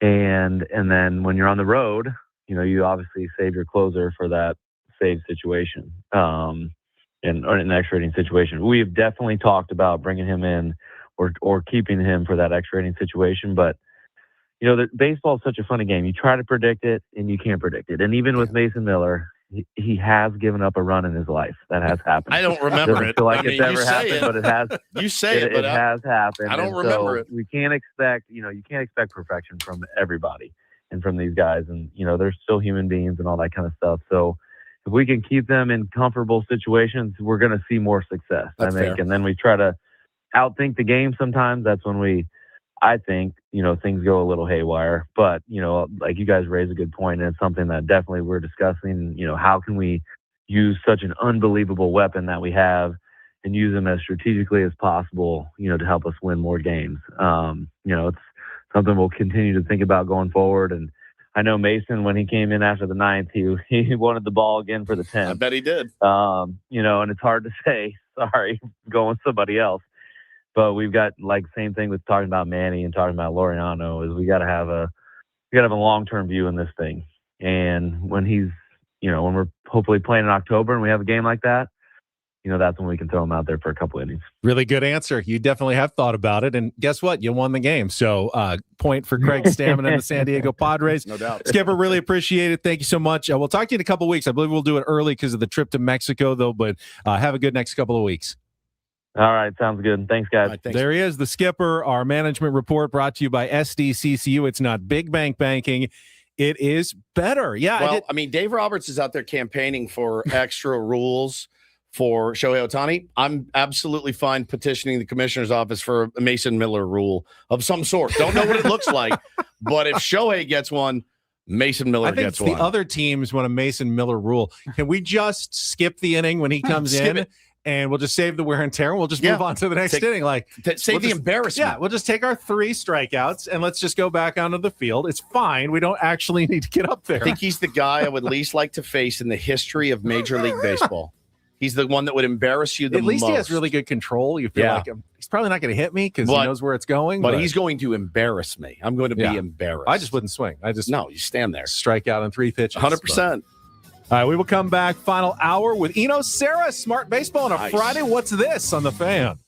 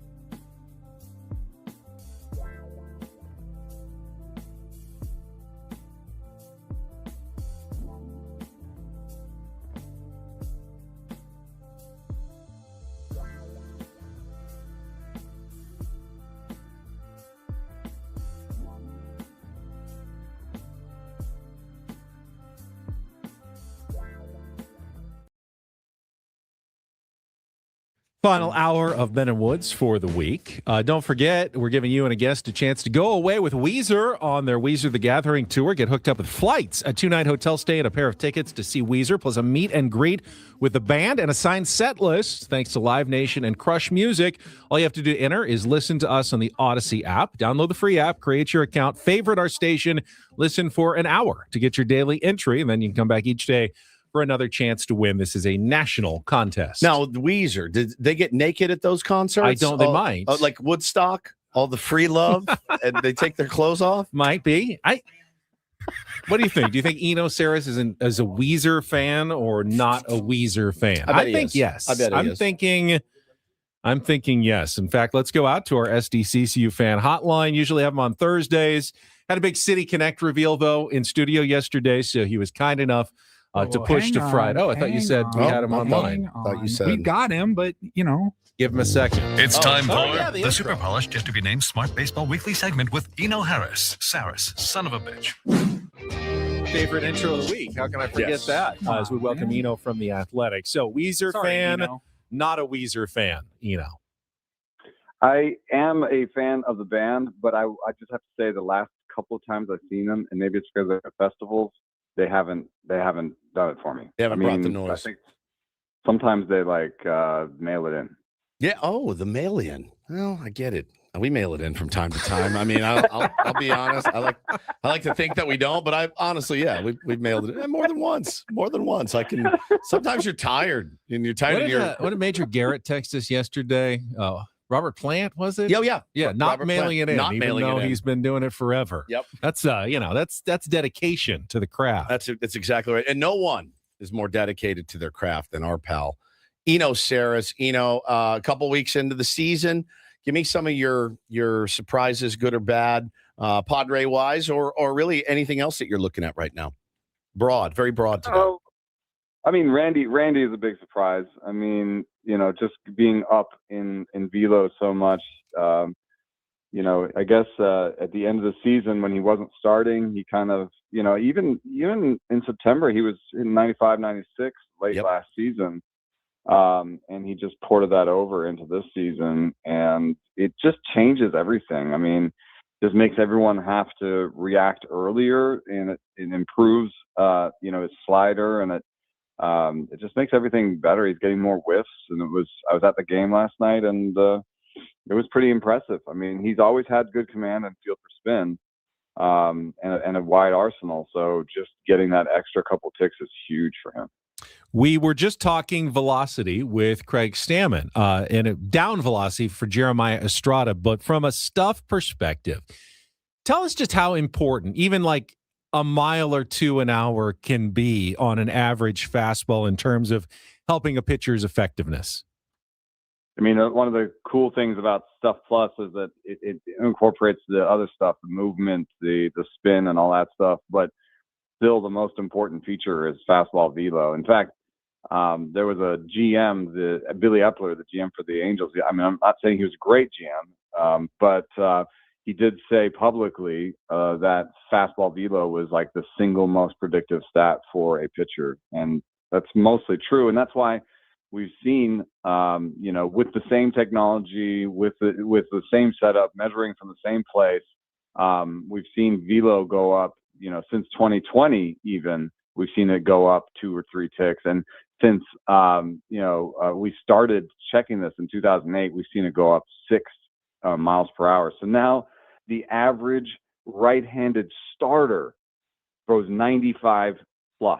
Wow. It's 95.2 right now. And that's the average right-handed starter. So Randy just got up to average with this big bump, which seems crazy. I mean, I remember 95 being, the nastiest pitchers in the league when I was younger. Oh, yeah, by far. I mean, this guy throws, 93, 94. I mean, wow, coming out of the bullpen. It's crazy. I tweeted the other day. I mean, I love that era of baseball. I love that era. And somebody had the old Cleveland Indians lineup up, and everyone's hitting, 310, 330. And I said, man, I looked up the average velo back then, and it was 89 to 90. and I just said, I love that era. It's not taking anything away from those guys. I loved it. It was great. But holy cow, it's a different game right now. And Mason Miller is the guy walking the planet that proves that it's just a different game altogether right now. He's been next level. You know, he actually proved something else that's kind of interesting, which is that while the average velo has changed, the max velo hasn't. So Mason Miller and Aroldis Chapman have thrown all of the hardest balls ever recorded, you know, with the league machines, you know, and that hasn't changed that much. Like 105, 106 is the hardest that a human has thrown, even while the average has gone up 6 ticks. So what we've really done is, and I think this is the way to square, you know, people say, oh, Nolan Ryan threw as hard as anybody that does now. I was just going to ask you about that, because people say, oh, they just didn't measure it correctly. He threw as hard as Mason Miller does. Walter Johnson too. And I think it is totally possible. Like I don't want to say that it's knowable. I don't think that the technology was that good when we were registering Ryan's fastballs. But I think it's totally possible that the hardest throwers would have fit in with the hardest throwers now, because what we've seen over the last 20 years is that the maximum hasn't changed. What we've done is that the fifth starter that used to throw 87, 88, that doesn't fly anymore. You know, Yeah. like we don't, the game doesn't really have a space for anybody who throws in the 80s. Even guys like Kyle Hendricks and some other guys that were successful recently in the 80s. It's just you look around, there is nobody throwing 80. Yeah. You know, there's nobody throwing 88 anymore who's a starter in this league. So, you know, that's what's changed, is the floor has come up. So now the requirement is that you have to throw 92, 93. And that the hardest throwers, maybe they throw the same as before. I don't want to watch a video of a guy throwing with a motorcycle going next to it. Yes. Be like, yeah. That's my favorite bit. That dude. guy threw 100. That's my favorite bit. I can't remember who it was. It was like Drysdale or something. I can't remember. They get a parking lot and they're like, all right, gas up that motorcycle. And that proves it. He's throwing 103. I mean, it's pretty nuts. It's pretty nuts what we can see. Eno Sarris from The Athletic is with us, and I saw a stat flying around yesterday based on your Stuff Plus numbers that the Padres have faced the best Stuff Plus overall of any team. So essentially, like, the toughest arms. We know they faced Tarek Skubal. We know if they faced Paul Skeens. How much should we consider that when we look at the Padres' rough start offensively, that they have faced such nasty arms so far this year? I think if you put that hand in hand with the fact that no team has increased their bat speed as much as the Padres, and no team has increased their hard hit rate as much as the Padres, I think you can find some optimism in there. You know, I've been watching these Padres games, and I think sometimes you say, okay, maybe the offense isn't going to be that good, and you know, maybe they won't be. Maybe they'll only be around average, but I don't think they're going to be bad. You know, I've seen some people be like, oh, this is one of the worst offenses in the league. Come on, dude. It's still got Manny, and Merrill, I think, is going to break out this year. I know it hasn't quite gotten there yet, but the bat speed is there, and he always had that that ability to put the barrel on the ball. So I think there's some guys who could be better this year. And then there's some veterans. So it you know, maybe 7, 8, 9, maybe 8, 9, somewhere in there. It gets a little bit dicey. That'd be, but you know, it's a decent lineup, and I think that it's obscured by the fact that they face some really good pitchers. Yeah, no question. And you know, the one guy that is really the enigma is Fernando Tatis Jr. We've talked to you ad nauseum about him, and the line still remains the same. I mean, if he pulls the ball in the air, he'll be way more successful than he has been. Somebody did a thread the other day. They said he's letting the ball travel about 3 inches further than he was. And that's tough. I mean, and he has hit some seeds, man. He hit some seeds last night. You were there. Loud off the bat, 108 off the bat. Got 113 the other day. I mean, just not scorched a few. Just not falling for him right now. Again, does that remain your approach for him? Just try to pull the ball a little bit more? Yeah, I mean, it's just when you get the ball out in front, it's further along in your swing, and you're more likely to loft it. So that's where, you know, those pull air balls come from, is out in front of the plate. Now, that might mean more swing and miss, and maybe he wants to make more contact. Yeah. And, maybe there's a sweet spot in there where he's striking out at league average rate, but hitting more power. I don't know what it is. I don't think he's probably super happy with the results so far. So I would expect some tinkering. And the last piece of context I want to put on here is just that in the first month of the season, batters swing the least, just as the league, they swing the least that they do in the season. So there's a little bit of a feeling out process for every batter, the league average batter, that comes in the early going, which is that they want to see more pitches. They want to, get that right feeling. They're still getting their timing. You can do your timing in spring, but even the pitchers themselves are not up to full bore. So like you get into the regular season, you're like, okay, all right, everyone's throwing 95 plus, and let me figure out my right approach. So I'm going to give him some leeway and find some solace in the hard hit balls. He's hitting ball 95 plus like 60% of the time. So, he's doing some things right, but you keep, scalding the ball at the second baseman. You gotta figure something out a little bit and get the ball in the air. A lot of great hitters right now around the league are struggling. I mean, Bobby Witt Jr., who is just, top 5 player in the league. He's scuffling right now. Cal Raleigh can't seem to figure it out. Julio Rodriguez. Most of the Mariners actually are having a really, really hard time hitting right now. It's pretty wild to see. It does give you a little bit of solace as a Padre fan when Jackson and Manny and Toddy aren't going so hot right now. Yeah. I mean, it's early going, and while there is some concern in Seattle with some of their bat speeds up there, I haven't seen the same thing in San Diego. They're swinging the bats all right in terms of bat speed, and the other metrics, almost none of them are in enough sample size to say anything definitive. Yeah. First 3 pitchers in the Padres rotation. I mean, after opening day, Nick Pivetta, very good. Michael King trending in the right direction. Randy Vasquez, as you said, pitched very well. Next 2 days make us a little nervous. Walker Buehler and German Marquez. Buehler's been, tough time the second time through the order, both starts. German Marquez had a horrid start and then an actual pretty good one. Anything we can take away from either of these guys who still are in this Padres rotation, at least for now, until possibly some help comes in the form of Griffin Canning or Joe Musgrove later in the season? I'd like to see if there's any way they could use the last spot in the bullpen with a long guy. I mean, I guess it's Kyle Hart right now.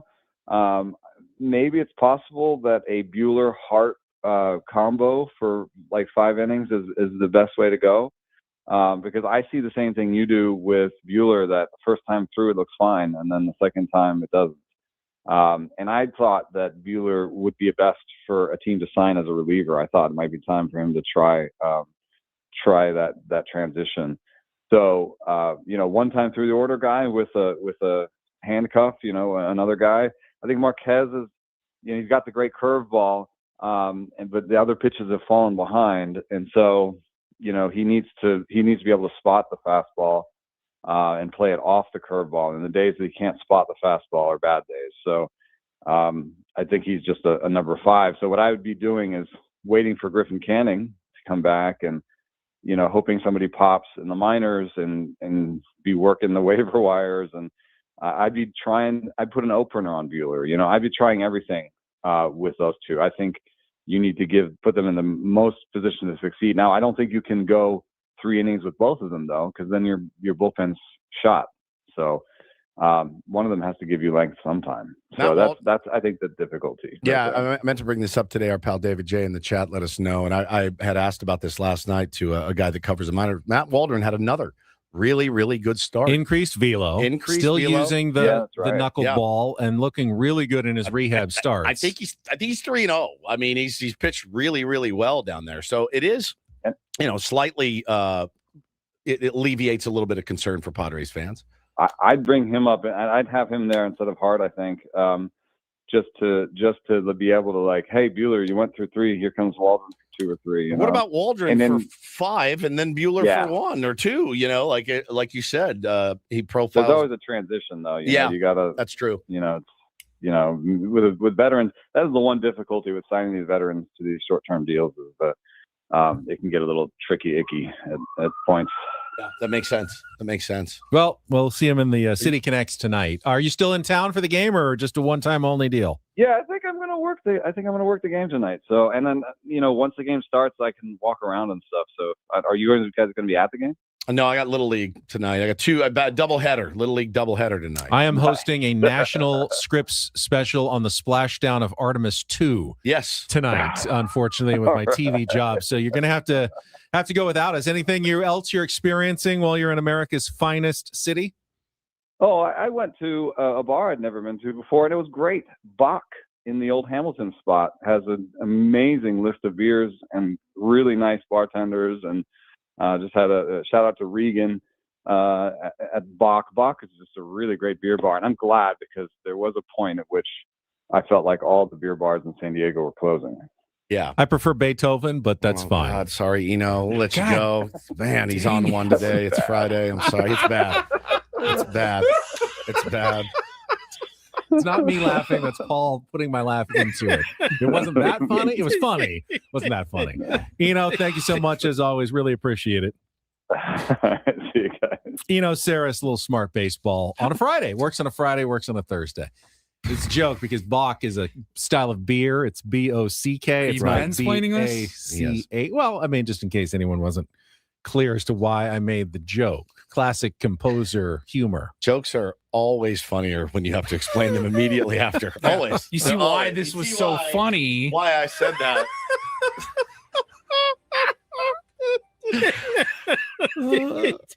He's not going to want to come on with us. He goes, that was bad. I think it's perfect because I enjoy bad jokes and I enjoy explaining things, which just gives me the two really bad it combination. gives me the 2-for-1 that I'm really looking for. Today is National Work from Home Day. I wish I would have actually just stayed home and done a little research. We can do a little whip around of baseball when we come back. We still have a Reindl Report to get to as well as we head toward 10 o'clock, wrapping up the week with Ben and Woods on San Diego's #1 sports station, 97.3 The Fan.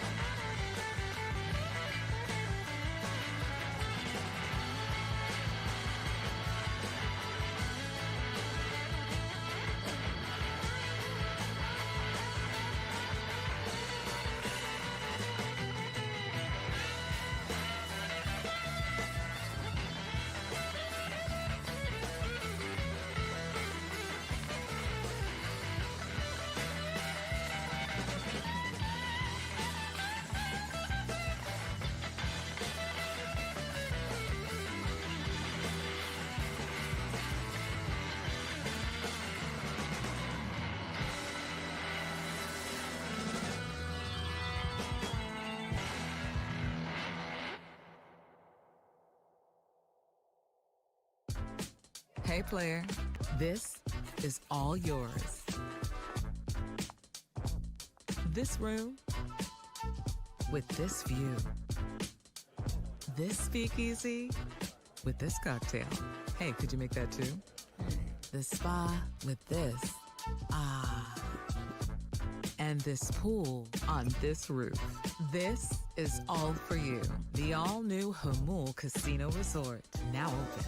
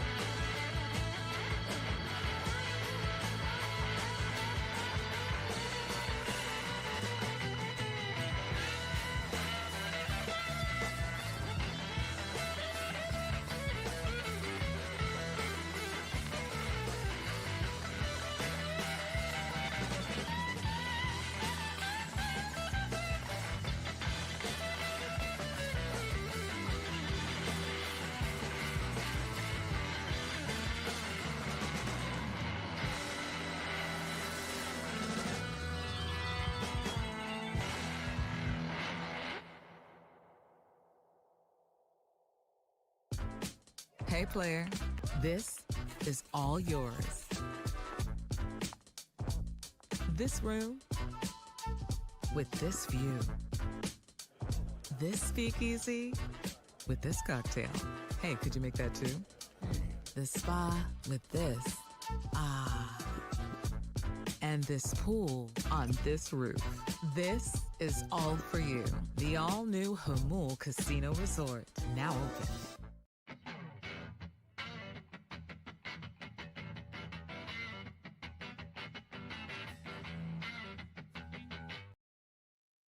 Ben & Woods brought to you by David P. Shapiro, criminal defense attorneys, helping good people regain control of their future when charged with a crime since 2010. Visit davidpshapirolaw.com. Had a very limited schedule last night in Major League Baseball.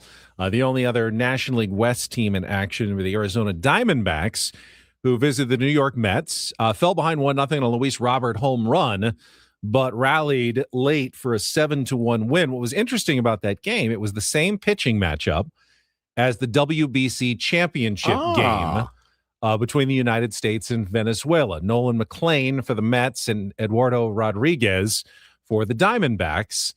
This time it was, again, actually Rodriguez's Diamondbacks that came out on top, just like Venezuela came out on top in the championship game. Yeah, Nolan McLean, he spins it pretty good, man. He's going to be a good one. Mets got a really good pitcher in that kid.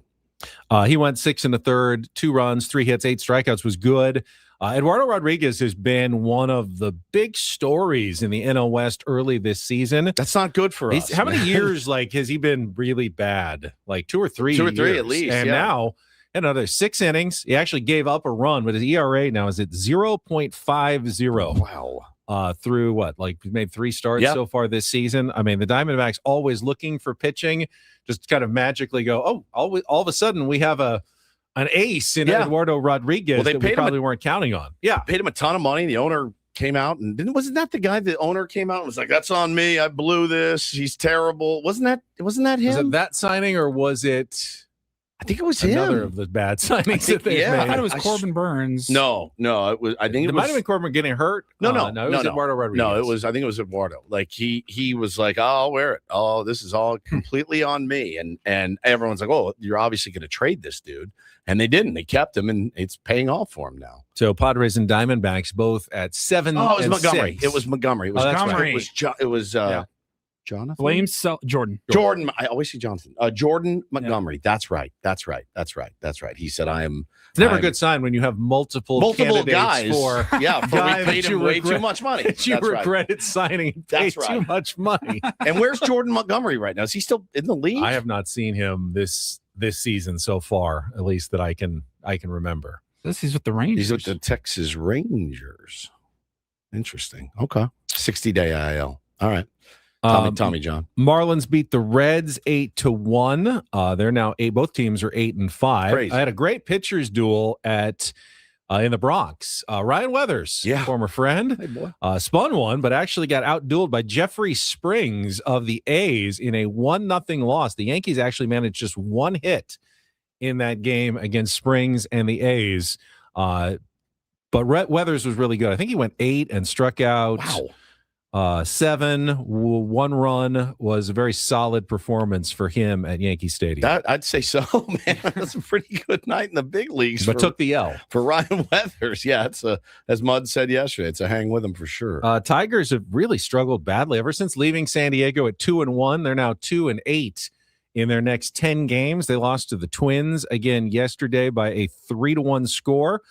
They were swept all 4 by a Minnesota Twins team that no one really thinks is trying to even compete. Yeah. But they're now one of 3 teams with a winning record in the American League, 4 teams with a winning record in the American League.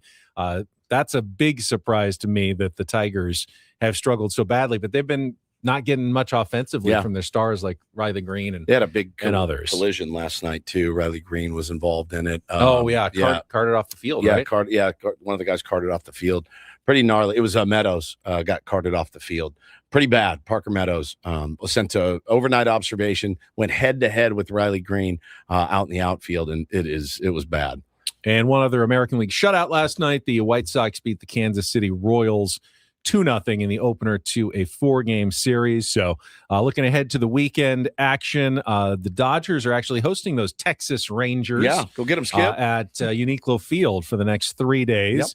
Yep. Tonight's pitching matchup is Tyler Glasnow against Kumar Rocker for Skip Schumacher's Rangers, but you're definitely going to be on the Skip bandwagon for this weekend at least. I know there's some – it's when they're facing an American League team, go American League team, there is some conundrum, like when the Dodgers are facing the Diamondbacks and the Dodgers are facing potential wild card teams. Yeah, you want the Dodgers to win, but you can't root for them. Yeah, we can't root for them, but it's not the worst thing when they win. Yeah, we it's did the same thing. It's terrible, but you're like, hey, just handle business against the teams that could knock us out of the playoffs potentially.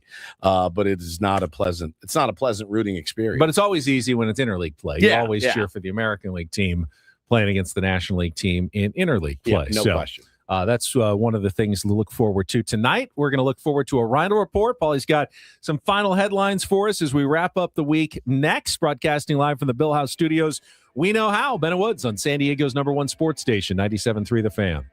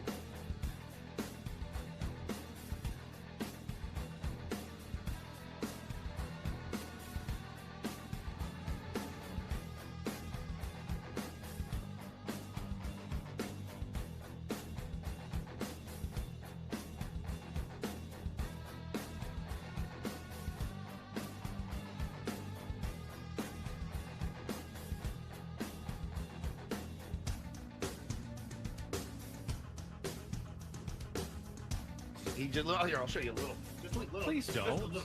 What hurts on you? Nothing at all. A little bit. Nothing. Now, So let's say whatever you're about to touch is the only thing Let's say it's going to hurt. Right? All right, yeah. Okay. Pretend your knee hurts. Pretend your knee. It's going to in a second. Right here.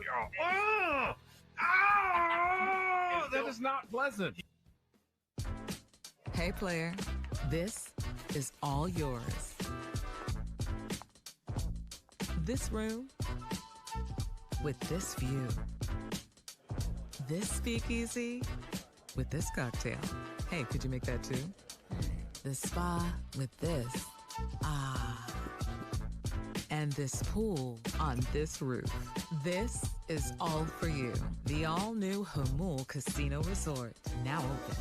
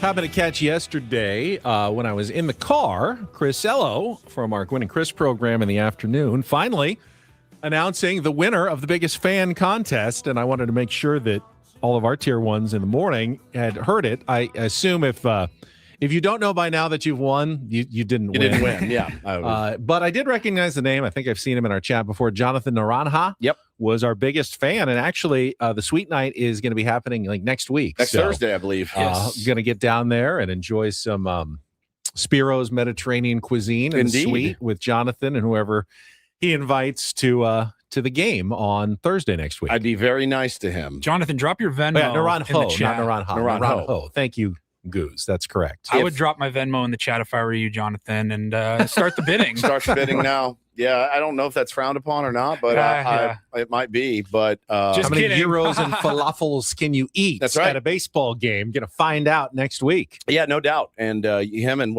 20 of his friends or something. 19 plus him. Yeah. Plus all the fan staff. Crazy. Maybe we'll in and out the different innings or something. Yeah. Or maybe we'll all be there at the same time and just overcrowd the booth. That's a nice prize. So congratulations. If you know Jonathan in your personal life, it's a good time to shoot him a text. How are you, buddy? Really it's been good a time. while. It's been a while. Everything cool? Just checking in. Didn't really need anything. Just wanted to see what was up with you. I get those texts. Thought about you, man. I get those texts literally all the time. And I just honestly write back like, what do you need? Like how much you need? What do you need? What can I do for you? Right? Such a cynic. I am not a cynic. It's years of experience. That's what I get. Yeah. Hey, you're checking in, huh? Cool. It's been 6 years since we've chatted. I've gotten texts like that from people, acquaintance, friends, you know, maybe haven't seen each other in maybe even years. They'll text you and you go, oh, I'm about 2 texts away from, hey, you want to go do this? Or hey, can I get this from you? Yep. Like you can kind of feel it. This is not normal. If I could just I'm reach playing out. the long game with Woods. If I ever need anything, I'm going to text you like weekly for like a couple of months, or maybe even daily for like a few weeks. Yes. And then hit me up. Then I will hit you up. Yeah, I'll I mean, soften you a little bit. You get them all the time. Like, hey, I've got this cool thing I'm doing in a couple of months. Would love to come promote it.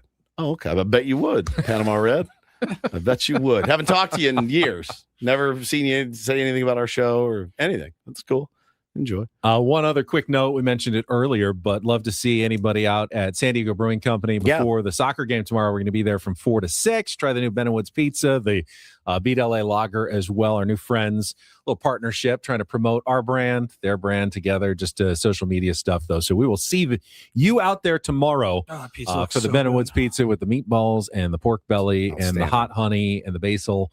Looks very, very tasty, and I can't wait to try it. Mama. I'm going to have to bring some Tums. I'll tell you right now. Yeah. Straight up. Yeah. I mean, Woods was hoping for a basic cheese pizza. Ben asked, he goes, what would you want on there? That was never going to fly. There was always going to have to be toppings on the Ben & Woods pizza. Well, even you said, all right, how about meatball? He's like, all right, cool. How about meatball with pork belly and hot honey and basil on it? And I said, it looks good, man. And, I mean, it really does. I think you'll be okay. I'll be fine. I'm just kidding. I need to bring Tums. I looked at it and I was like, oh, heartburn. Yeah. All right. Paulie's got some Reindl Report headlines after our last check of traffic with Andre on 97.3 The Fan. From the 855 Get Ross Traffic Center, protecting San Diego after accidents or injury. We have a crash northbound on the 5 Division Street. It's on the shoulder, but it's enough to cause a slowdown. Traffic is brought to you by Albertsons, Vons, and Pavilions. Save on family dinner favorites when you shop at Vons and Albertsons. Right now, get fresh, boneless, skinless chicken breasts for $1.99 per pound with membership where applicable. Limit 10 pounds. Shop in-store or online at Vons or Albertsons.com for more deals and savings. Have yourself a great weekend. I'm Andre with Ben & Woods on San Diego's #1 sports station, 97.3 The Fan. Attaboy. Thanks, get things started here with our today's edition of the Reindl Report. Now tuned into the greatest. Welcome to the Reindl Report with Paul Reindl. Hi, Paul. All right. 2 stories from the world of sports that we haven't gotten to yet. We'll start off in Major League Baseball. And 1 story that you didn't know you needed. Are you laughing, biatch? It's the Reindl Report Hey, Paul, how you doing? Okay, how are you? on 97.3 The Fan. Are you ready to bless the mood? I need some help, please. That was good. Can I get a All right. All right. All right. Couldn't tell. How was traffic on the 805 Yeah.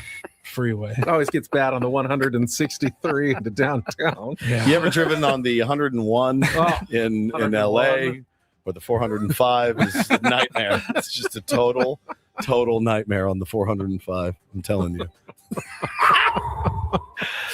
All right. Is that AI? I don't. He's got such an accent. I think he's real. He's just Gave him somewhere. a Philly accent. You're telling somewhere me else. you can't do an AI Philly accent? Guess you could. Anyways, we should have we'll have Andre on at some point to prove he's real or not. We have to. Thank you, Paulie. good morning. Andre I. All right, we'll get started, gentlemen. Look, NBA regular season wrapping up. Woodsy, I know you're very excited for the NBA playoffs. Is it over? There's been a bit of a controversy, though. So the NBA, we've kind of talked about it here and there. Their battle against minutes, load management, and having the star players play. They're battling tanking for the lower teams, trying to get a good draft pick. The NBA has the rule now where you have to play a minimum of 65 games. And I think beyond that, it's like 20 minutes minimum in each to count as a game. Yeah. So you can't just sub in for like 5-10 minutes. And you have to play a minimum of 65 games in which you played 20 or more minutes to qualify for any postseason awards as like, MVP, Defensive Player of the Year, anything like that. And I saw a graphic. We had the TV on in here the other day, and they showed the names of all the players who are not eligible for MVP. Wow. And there's a lot of big names. Shai Gilgeous-Alexander, he's probably going to win the MVP because, well, he's the only star player that's qualified. And that's playing. He's got 66 games as of whenever this was written a couple of days ago. So he's already qualified. He'll probably be the runaway. Jokic, Doncic, Wembanyama, Kawhi Leonard, Anthony Edwards. These are all guys that are having MVP quality seasons, but they don't have enough games. And it's not like they played 20 games. Right. Jokic played 61, and at most he had like a couple. I think he would have to play every game, minimum of 20 minutes. Probably wasn't going to happen. The teams don't care. They're, it's not even like they're trying to cheap out. They're just like, it's not smart to play. We have this system in place to have you rested for the games that matter here over the next 6 months in the NBA playoffs. Sure, it makes perfect sense. But it doesn't feel right that those big names, they're so close. I'm like, there's got to be a different way to do this. Yeah. Well, the reasoning for the rule was try to get more star players on the court, fans paying tickets to see the stars, stop having them sit out. In theory, it's a great idea. But it's not working because their star players are still sitting out, and now you're just making them ineligible for the MVP. Any rule, may have an intention, but what's the actual effect of the rule? And you can have let's say you missed the first month of the season with a legit injury, an off-season surgery. Yeah. You come back like a month and a half in, you've missed like 15 games, but then you light it up. You have a huge season, and you lead your team like to the conference title, and you go, but you're ineligible for the MVP. Yeah. But you could play every game after you came back and dominate. You'd be the MVP, except you're not eligible for it. That's pretty dumb. There's got to be some nuance in some of these rules. But, I guess Shea was probably going to get it anyway. So I've said it before, the NBA is very good about trying things, whether they work or not. Sure. I give them credit for trying, and they're not afraid to make changes and go, you know what, that didn't really work. We're going to switch things up. So we'll see. But when do the playoffs start? There's like 4 games remaining for most teams, 3 or 4 games. So a couple weeks. Yeah. And then it goes until like December. Yeah, it goes 6 months. 6 months of pleasure. 2 months. One other April, sports May, to June, then they're done. One other sports note, saw this. We were talking about ballpark food or something earlier. Did you guys see the Blue Jays had 77-cent hot dogs? In honor of they were looking back at their inaugural 1977 season. And it said during a game against the Dodgers with 77-cent hot dogs, the Blue Jays, Canadian or American? I don't know. The Blue Jays sold over 100,000 hot dogs by the 7th inning. That is a lot of That's wieners, Canadian. man. That's 55 cents. Is that for right? Hot dogs for U.S. currency. That's a lot of wieners there. Yeah. That's a lot of wieners. That is a ton. All right. 100,000. Yeah. In 7 innings. By the 7th inning. We've done this before. How many could you eat if you had to? Like Joey Chestnut. 1.5. Oh, I could definitely get to like into the third. Really? Hot dog. Yeah. I wouldn't feel good about it. Finish 2. I get into the third, and then I'd start feeling pretty ill. Yeah, I get about 1.5. Yeah. Good. All right. And then had another story, but I'm decided I don't know that I can actually get through this one. I was Really? thinking maybe Why? we just spin the topic wheel No, instead to why? wrap What up is the it? show. Dance around it. Is it graphic? It has to do with the worst. This has to be Did the you worst get it job from, of all like, time. an adult website? I did not. I actually got it from the Washington Post. Really? So it was So okay it's for the Washington Post, but you were not having for the trouble Reindl with this Report. story. Interesting. All right, fine. Is this the worst job you've? What do you think? Think of the worst jobs there are to do. Cologuard worker. Cologuard worker. Yes. Yeah. Probably pretty bad. Your whole day is opening boxes. I love to open boxes of baseball cards. I don't like to open boxes of doo-doo. That I promise you. The janitor at the clinic that you had to go to last week. That's probably not a great job. Great. No. Padres manager dealing with Padres all of us. manager. Yeah. Well, if you've ever wondered whose flatulence smells worse between men and All right, women, that's science it for has an me. answer for That's you. it for me. I haven't worried. I haven't wondered. This is in the Washington Post. Scientific study. All right, Paulie, tell us. Science has finally settled the debate of whose farts smell worse, men What's the or method? women. What was the doing this? methodology of this test? I told you I didn't want to do We are it. better than this, Paulie. You got to be more discerning on the Ben and Woods program. This is where I have to be careful. now you have to be careful. Yeah, now I got to be careful. The experiment had equal amount of men and women eat foods that make you gassy. Test subjects. There were tubes involved, and it says just a gas bag. And this was done in a lab. The bag. Yeah, they have to. Obviously, you have to get it into the bag somehow. Apparently, thanks for coming in. Here's your plate of broccoli, deviled eggs, and beans. Is the worst job the tube inserter? I'm just getting started, What buddy. are you talking about here? Yes, there's a tube and gas bags. The gas collected in the bags was then sniffed and rated by two independent judges. Okay, now I know what the worst job is. You know what's creepy is the guys that were like, "I'll do it." They're probably into it. Like they're probably like, Here, I'll "Wait, pay you." Yeah. I don't wonder if I can do. Okay, I'll try And it. so they sat in a room and like opened each bag one by one. I am going to vomit, dude. I'm going to vomit. They had a scale. That's a 6. Yeah, they had a scale on a 0 to 8 scale. 0, no odor. 8. Why not make it to 10? 8 just said very offensive. It's like fastball grades. Oh, he's 80 grade. Just make it 100. What are you making an 80 grade for? Just make it 100. It's the 20 to 80 scale. It's so on how smelly stupid. it is. Yeah. So dumb. Do you want to know the answer? I mean, It's it's gotta be science. men. So Study found that women actually had a much greater intensity of the odor. Oh of my the God. gas. Call us a day. A fart sommelier.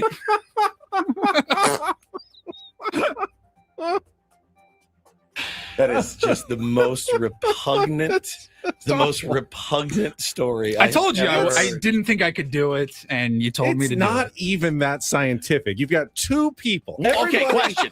Everybody smells things a little It's differently. the only like- two people they could find on the world in the world to do it. Like, sir, if you're going to be the judge, you have to be wearing pants. He's like, are you sure? So So creepy. the study dude. found that You know what they say? women- Don't kink shame people. I'm sorry, I'm kink shaming you. I'm doing it. I'm doing it right now. said women had a much greater odor intensity, but men produced a larger volume of gas well, per fart. That story shook me to my core. To my core. Told Can't you, believe I didn't- that's how we're ending the week right now.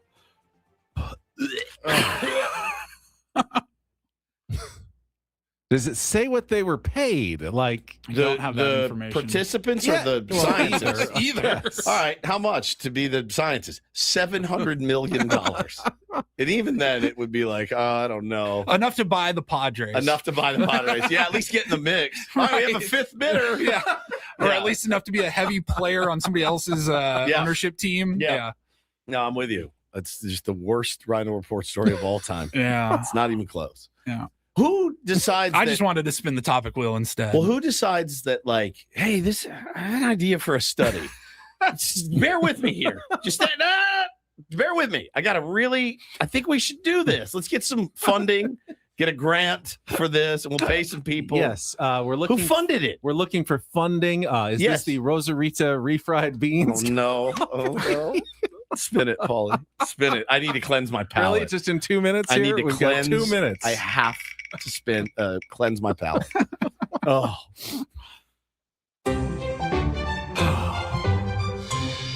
Can you name a sequel that was better than the original movie sequel that was better than the original? Everyone always says Godfather 2. It's not. Godfather 1's better. Everyone always says The Empire Strikes Back. Ooh, that was good. Which was different. Different, but good, really. Everyone loves Empire Strikes Back. I don't know that it's better. I liked it more. Technically, The Dark Knight was the second movie of the series. I didn't like. Yeah, I think, you're was right. it Batman that was better. Begins. That was better the first than, one. Yeah. I liked Lethal Weapon 2 better than I liked Lethal Weapon. Right? Yeah. Remember that one? The South Africans. I thought that was really, really well done. But yeah, most of the time, no. Most of the time, not close. Beverly Hills good Cop sequel. 2 wasn't bad. It's pretty good. It's pretty good. Bridget Nielsen. It's not as good as the first one, but it's pretty good. Pretty damn I thought good. Top Gun Maverick was phenomenal, Yeah. but I don't know that I can say it was better than Top Gun. Yeah. It was really good. All right. That's it. He shook me, man. Yeah, that was a asked- rough way you to end asked the for week. this. You wanted it. You wanted it more than I did. Hey, Stacy. Oh, D2 Mighty Ducks Yeti with the good pull. I never Good, saw it. good one. All right, so we'll see you guys this weekend, hopefully. Pod's got 3 more against these pesky. They're pesky, right? What did we Colorado say Rockies? yesterday? Win the first one, split the next 2, and then you've got Pavetta with a chance to win the series on Sunday. Well, Walker Buehler, go out tonight and give your team a chance to win. That's all that you can really ask for from your 4 and 5 starters. We will see what happens. Coming up this evening, 5:40, Eco Water SoCal pregame show, 6:40, first pitch from Petco Park. Braden and Frank are coming up next. For Paul Reindl, our executive producer, and Stephen Woods, I'm Ben Higgins. Have a great rest of your Friday and a great weekend from all of us here at San Diego's #1 sports station, 97.3 The Fun.